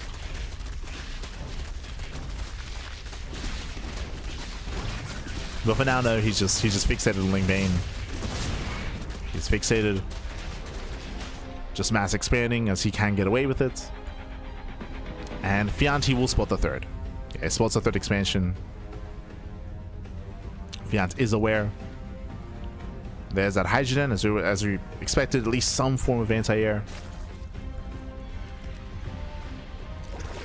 And now I can roll in. I can roll on in. When it comes to Defiance's own army production here, he's building up an attempted bio tank. But if you recall, we mentioned something about this map in the beginning. This map, it is difficult to turtle up on 3 and 4 bases. Specifically on Ruby Rock, the 3rd and 4th base are much more open and exposed compared to other maps, and a shorter rush distance as well. Aggression is favored, and Fiant is going to be the aggressor now. It's going to be the aggressor. On a map like Celestial Enclave or Winter Madness, like, we could see a defense occur here, but outside of that, I don't see that happening. Also, I remember saying Winter Madness just triggered the map I was referencing earlier in the broadcast. Altitude was what I was thinking of when we were casting Arts in the beginning of the broadcast. If you remember, Art, he went for a robo opener into Fast Colossus, and I was thinking of Altitude, but I just couldn't think of the name. We got there. But here we go. Fiant, he rolls on in, breaks a third, pushing into the tank line. There's one tank left, and soon to be 0. Yeah, Spain, they roll it in, they break the main army, they bust into the mineral land as well. Yeah, 0 tanks left, massive connections. And with that, GG gets called. Fiant will advance on in the brackets, will advance on to the next round. GG.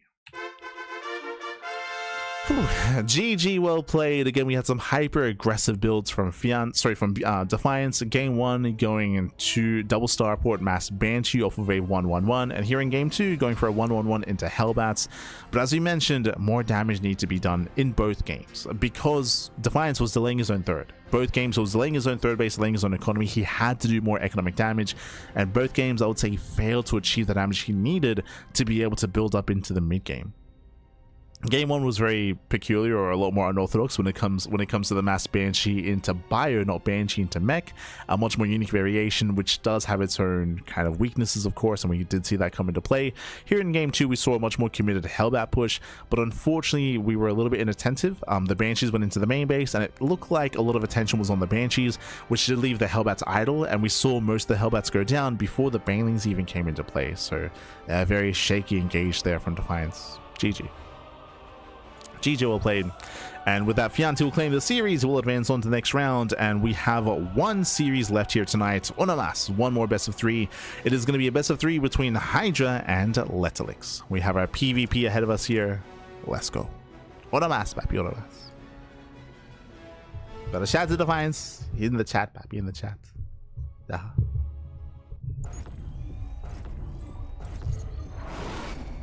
There we go. Here we go. We're going to be jumping into our fresh series and spawning in the bottom right hand corner of Ruby Rock. We have the red Protoss player, from the land of the Netherlands. It is Hydra. And spawning in the top left hand corner, we have his opponent. We have the Italian Protoss player, the blue Protoss, representing the Platinum Heroes. It is Letalix. And if you're in the chat, you know what time it is. It is Gamba time. Predictions are open. Place your bets on who you think will claim this series. Best of luck here, as this is going to be a closer one, I feel. As the skill level between these two players is quite... they're both quite close in skill. The gap is smaller. I will say that Hydra, he was more of an up-and-coming player a couple of years ago. Like, I'm thinking of the COVID era of StarCraft. That's when Hydra was on Team Roddy, for example, when he was actually, you know, playing in almost everything and improving quite heavily as well. Nowadays, Hydra is more of a part-time player. I know that he's been focusing a lot on his studies. And a lot on his academics, if you will. And of course, as a result, has been playing and competing in less events. Meanwhile, as Hydra's been kind of dying down when it comes to his momentum, Letalix has been rising. Letalix has been more recently grinding and on the rise. I think of both Letalix and Azura, as they've both been improving quite a lot in recent months. I'll still say like he's still like rising through the ranks. Like I would say he's still behind players like Shameless or UD Soldier, but just barely though. Like he's been improving a lot. Letalix has been around for a long time, been around for many years, but his improvement has been more recent. His rate of improvement. And here we go. Here we go. We do see Hydra going for a fake proxy pylon here on the right hand side. Meanwhile, we have a standard pylon location for Letalix. Looks like a standard opener so far. Looks like both players wish to expand. Typically PvPs are a lot more aggressive, but amongst the European Protoss players, we often do see a lot more mid game and a little more macro play compared to the Koreans. Oh, as we actually do make use of the proxy though. It's not going to be a fake out, it is proxy Stargate. Now this is not an all-in or anything like that. This is still an economic build, but the goal here is economic damage across the map, right? The goal here is proxy Stargate into Oracle into economic damage, and to make up for the fact that Hydra's base is going to be delayed, right? It's a late natural compared to Letalix. So Hydra is looking for economic damage to give him a lead. Probe Scout does confirm the Nexus. Does confirm the base.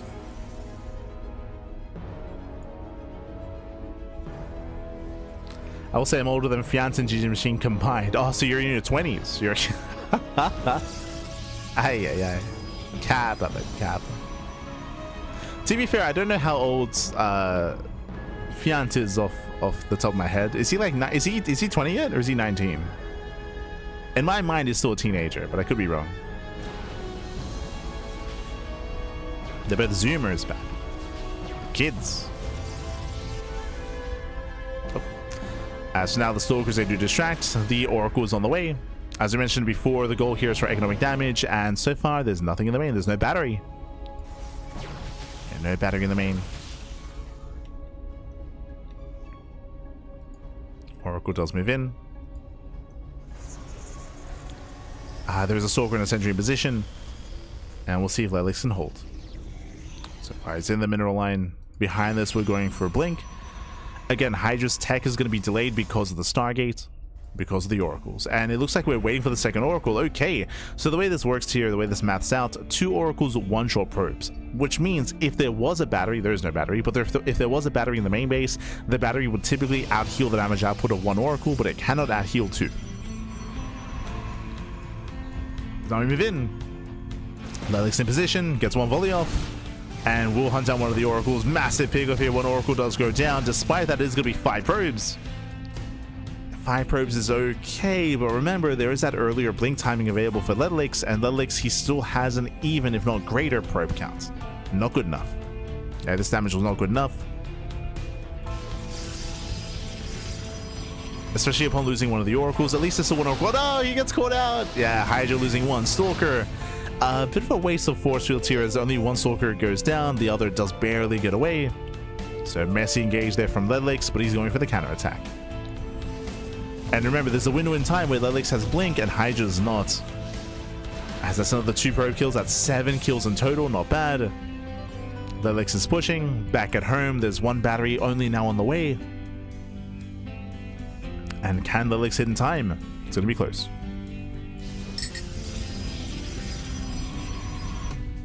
It's going to be close.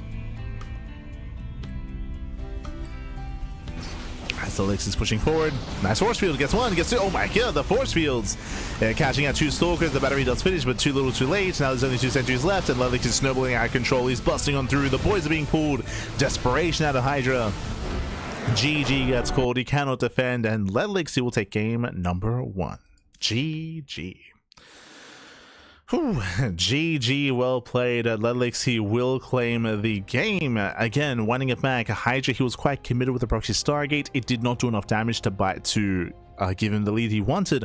Not just that, but ideally the Oracles stay alive, and if they both survived, then Lelix is forced to keep supply back at home. He's forced to keep Stalkers back at home to defend, with 2 Oracles threatening the bases, but 1 Oracle went down immediately, so Lelix, he was unchained. He was unchained, he was unbound, he could move out across the map, he would push, and he was able to break Hydra. GG. Whew, GG, well played. With that, Lelix takes the lead in the series. Now we're going to be loading into Tokamak for game number 2. I was expecting a longer game, but no. We ended early, papi. As spawning in the top right hand corner of Tokamak, we have the Italian Protoss player. We have the red Protoss representing the Platinum Heroes. It is Lelix. And spawning in the bottom right hand corner, we have the blue Protoss player from the land of the Netherlands. Down in the series, can he bounce back and force the ace match? It is Hydra. Here we go. As we're settling into game number 2, welcome to Tokamak. Tokamak is an older map in the map pool. Bearing in mind that this tournament does feature an extended map pool, and Tokamak is from the previous season, if not 2 seasons at this point. It's been a while. Has been a while. But it's a much larger map, much more defensive as well. Tokamak was renowned for a lot of late game. Back in its prime. But PvP is its own different beast, of course. So we'll see how we open up. Defines in chat. Wikipedia says 19. Oh, he's still a teenager. There you go. I wasn't sure. I wasn't sure if he was still a teenager.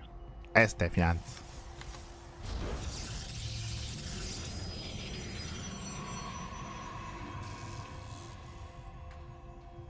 So far, 2 gate opening out of Hydra, 2 gate opening out of Lelix. Eyes are on our initial workers as they do scout each other. Oh, there was that boop. They do scout each other. Looks like we are setting up for a proxy. Hydra, he does veer off here towards the left-hand side. Shows the pylon. And there's a prime location for a proxy robo. There it is. Pylon gets thrown down. One base all in at a Hydra. Last game he went proxy Stargate. This time proxy robo is what we're expecting. And Lelexi scouts. Lelexi does see that a pylon is missing, but remember, last game was a fake proxy pylon, or technically it was on Hydra's side of the map. Ooh, Lelexi rallies. Yeah, you can see him rallying here on the left-hand side, but he will miss the proxy so far based on that rally. Yeah, he will miss it. Behind this, ooh, goes for the Nexus blindly here, so 2-gate opener into an expand. This is ideal for Hydra. It's ideal, as Lelex is being greedy.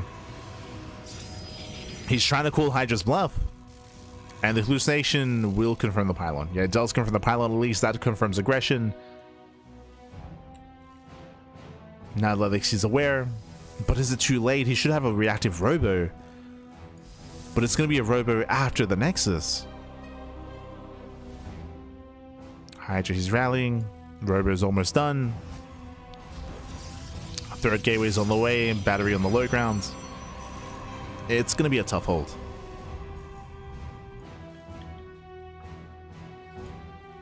It's going to be a very tough hold here.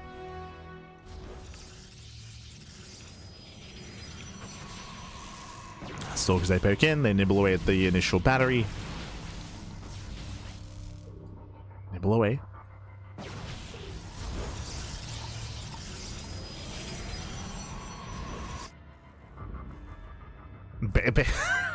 We don't even need this, sure. Going for the Bay behind this. So usually you get the Bay if your opponent has their own defensive robo and their own defensive immortal production, but there is no robo. It's a late scout, late reaction. This is going to be for disruptors. But a very early transition here from Hydra, when typically this is a later transition when you believe that the all-in is failing. So interesting choice out of our blue Protoss. Very interesting.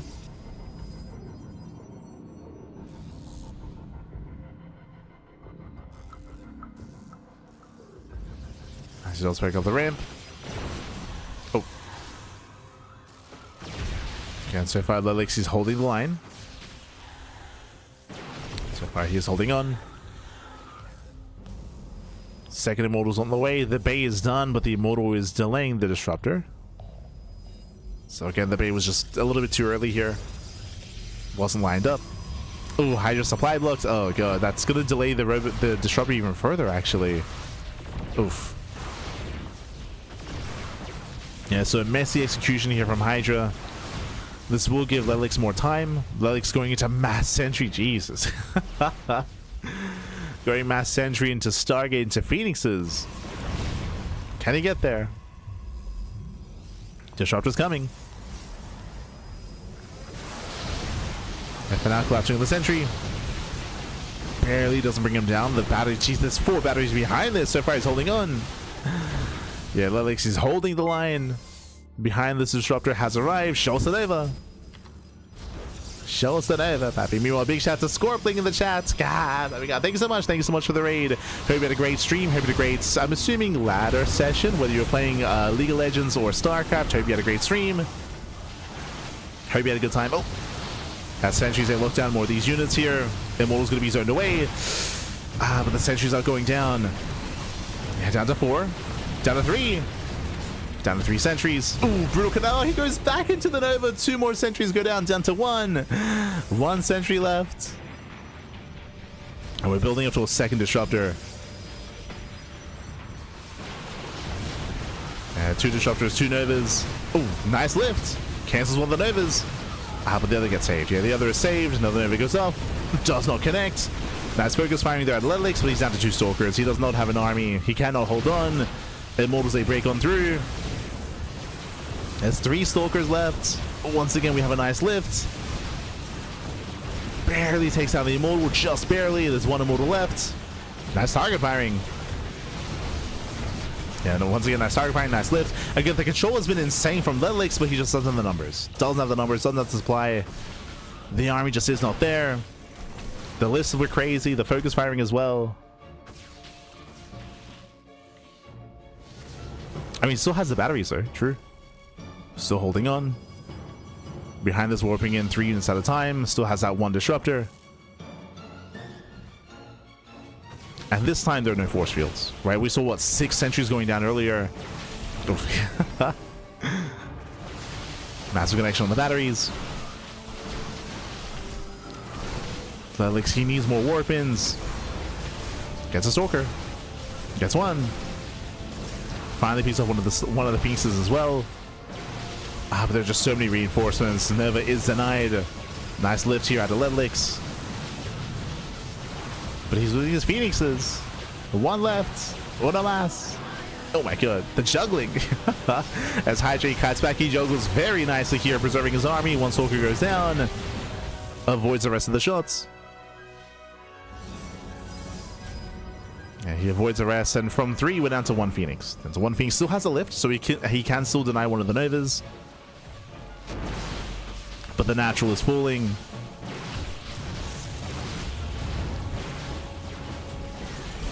In the end, Hydra, he breaks on through, takes down all the batteries.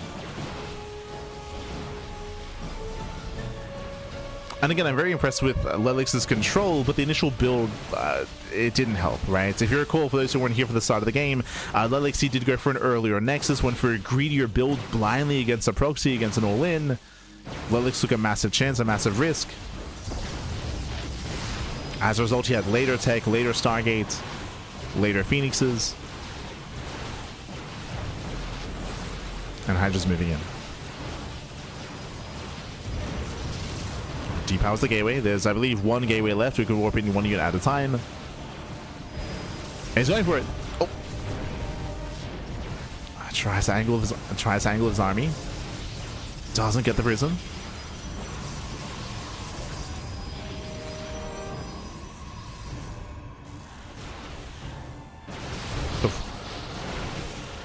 Yeah, force wheels that look down the Stalkers. You know, first SC2 GM born after SC2 release, although it probably exists. I'm pretty sure Ebo was born after SC2 released. I'm fairly certain. Este Eba.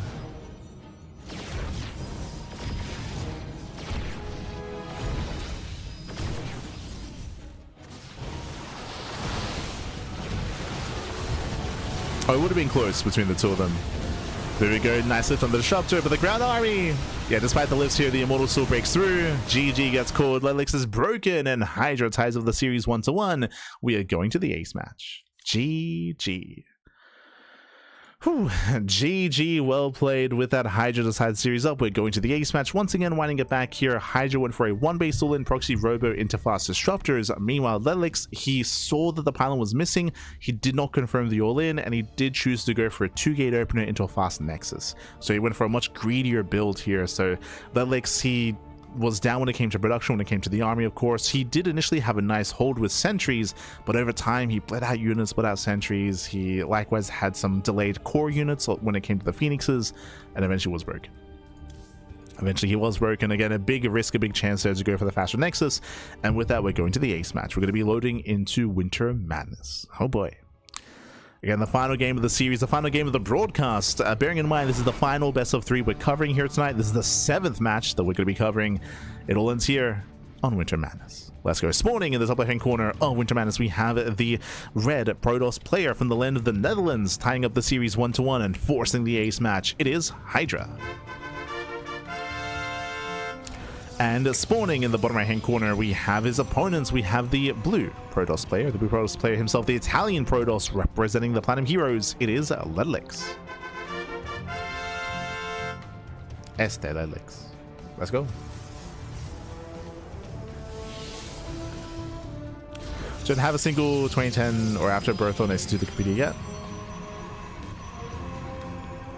We'll get there, Bab. We'll get there. For now, though. For now, we are going to be opening up.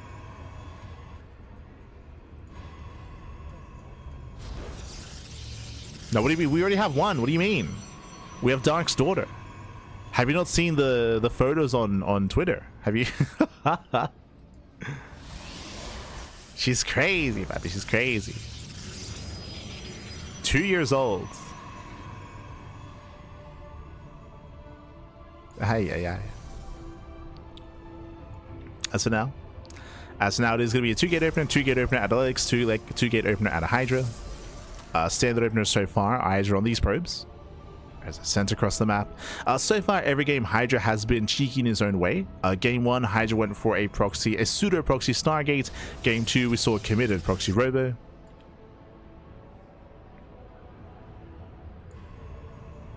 Show us what you got. Likewise, is it Ledlix's turn to proxy, as he hasn't really been too aggressive this series. Second pylon is in the main base for Ledlix, second pylon in the main base for Hydra as well, so no proxy. No shenanigans here. So far, this is the most tame opener we've had so far in the series. Also, welcome to Winter Madness. Winter Madness is one of the larger maps of the map pool. Larger map, longer rush distance by ground. If we were to end up in a standard early to mid game, it would be on Winter Madness. I spoke too soon. I spoke too soon. So Hydra, he got into the main base. Hydra confirmed the second pylon, but he's still going for the Robo. This is very unorthodox. Typically, a Robo like this is a reaction to an all-in. To go Robo before expanding, despite seeing the pylon, this looks like a one-base all-in. Like, if we throw down the third gateway, we confirm. Oh! Do we throw down the third gateway? Nexus is delayed. It looks like Hydra wants to expand. We'll see if he throws down the gateway or the Nexus. Ledlix going for his own standard economic opener, 2-gate into a natural. And looks like Hydra is going to expand. Yeah, he's going to expand. Hallucination confirms the earlier Robo. But there should be a Nexus. Prism first. Then there it is. Okay, one base all-in. I was waiting. I was like, this is actually getting quite late. I was second guessing myself, and yeah, there we go. One base all in here from Hydra. No proxy, but an all in nonetheless. Now, when it comes to Ledlix, he did scout the Robo, and he saw no expansion. So this should be ringing alarm bells, and it does. You can see here batteries. Batteries are being thrown down. So a good read here by Ledlix. 2 batteries at the natural, 1 battery in the main base. Robo as well. So this is a defensive reaction here, going for his own immortal production. So far, these are the correct moves from Ledlix. So far, so good. The one downside, of course, is that Ledlix has a faster base, and that can hurt him. But so far, he's doing everything correct. It comes down to the execution, as Hydra's already pushing. And he can drop into the main. We see Ledlix is here to try to zone away the Prism. Oh, Prism takes a hit to the face. Takes 2 volleys. Okay, the Prism is getting low. Oh, he wants it. Yeah, he does. Oh my god, the sentries! Yeah, the flanking sentries as well. Does not get the Prism. 1 sentry does fall. Yeah, cheeky move there from Ledlix. Doesn't quite pay off. Does not get on top of the Prism. Does sustain hull damage. If that Prism goes down, that will end the aggression. And Hydra expands. Ooh, a very late natural base. This tells us that Hydra believes he cannot kill. He cannot all in. The aggression is failing. The Prism! No, the Prism goes down! Massive pickoff! I no high ground vision either, and Ledlix is holding. He has a massive lead, cancels the battery as well. He knows he doesn't need it. He has held, he has defended, and Ledlix, he is miles ahead. Hydra, his base is not even halfway done. Ledlix is freely mining from his natural. He's mining, he's got his own defensive immortals as well. Again, Hydra's in a rough position.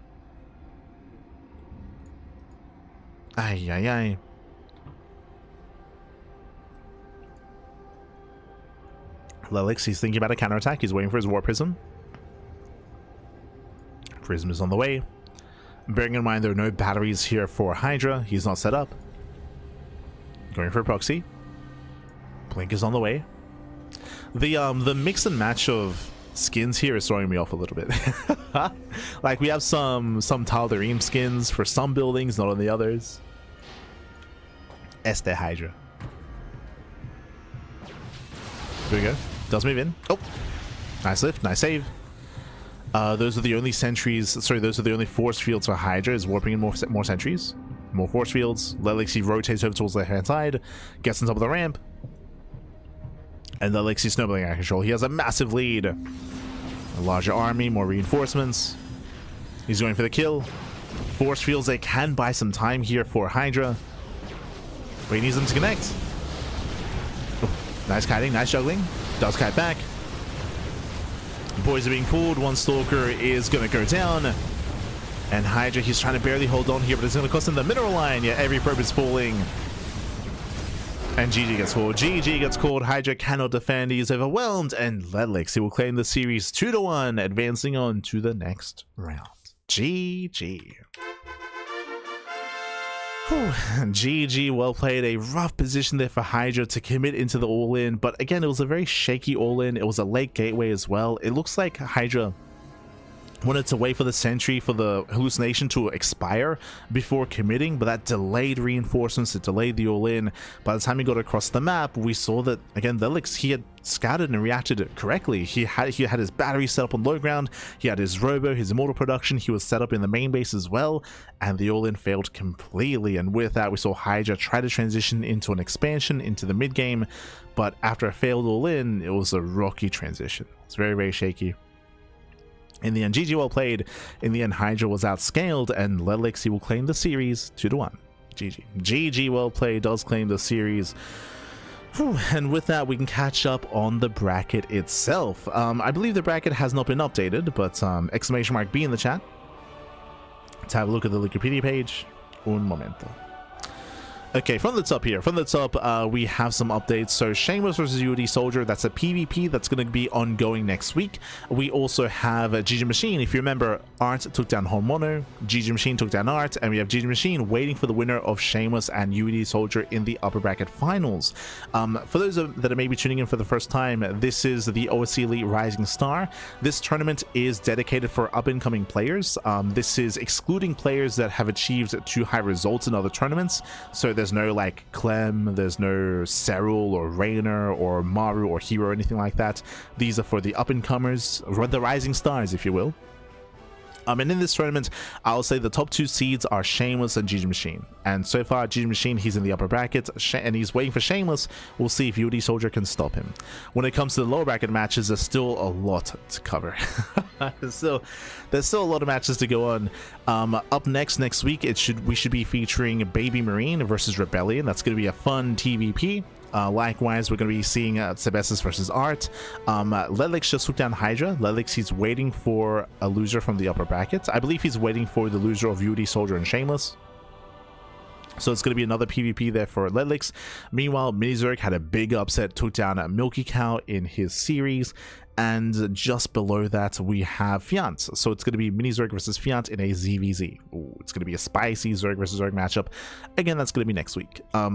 The Rising Star tournaments, every week we do cover like 6 to 7 matches, and typically this does last around 2 months. Around 2 to 3 months is the length of the Rising Star event, just because there are so many matches with the lower bracket coming into play, and every series is casted.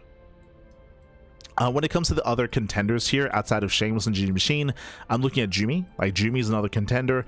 Baby Marine, if he's in form, if Baby Marine is like in form and well practiced, he's also a threat as well, but it depends if he's in form, right? Like Baby Marine, he's also not the most active player, so he's a little bit hit and miss when it comes to his shape.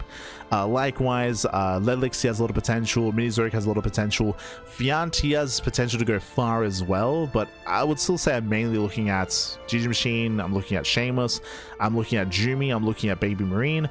I would also be looking at MilkiCow, but remember, we had that upset. MilkiCow is already out of the tournament. Otherwise, I would also be looking at him to maybe like threaten the top players. And I also don't want to forget about Art. Art is another big threat as well. If you've been watching online tournaments, Art, he's been a beast. Like, he's been taking it to players like Classic and some other top Protoss players specifically.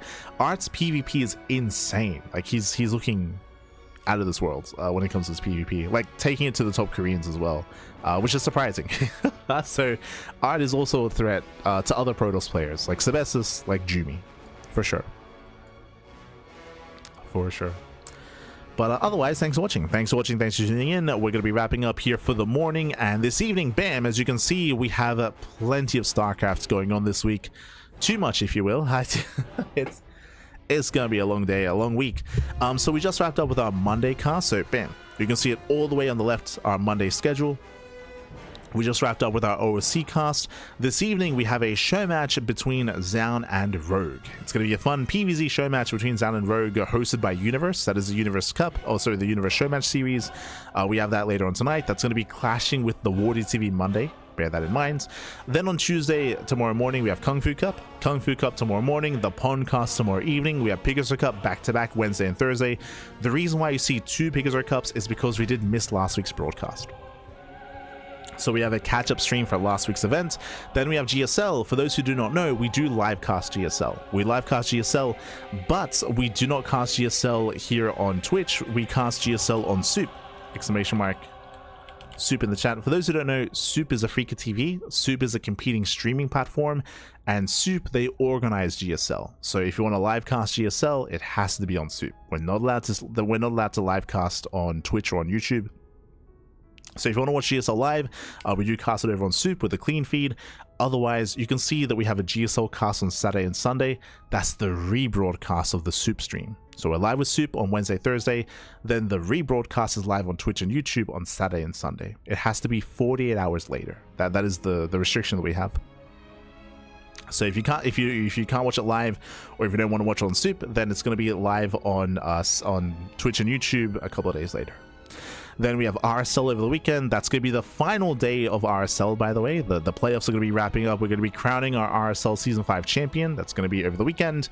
And then we have Code for Giants Cup on Friday as well. A lot of content, a lot of StarCraft. It's a pretty intense broadcast schedule, but hey, we cast more StarCraft than anyone else out there, more than Steadfast, more than Wardy.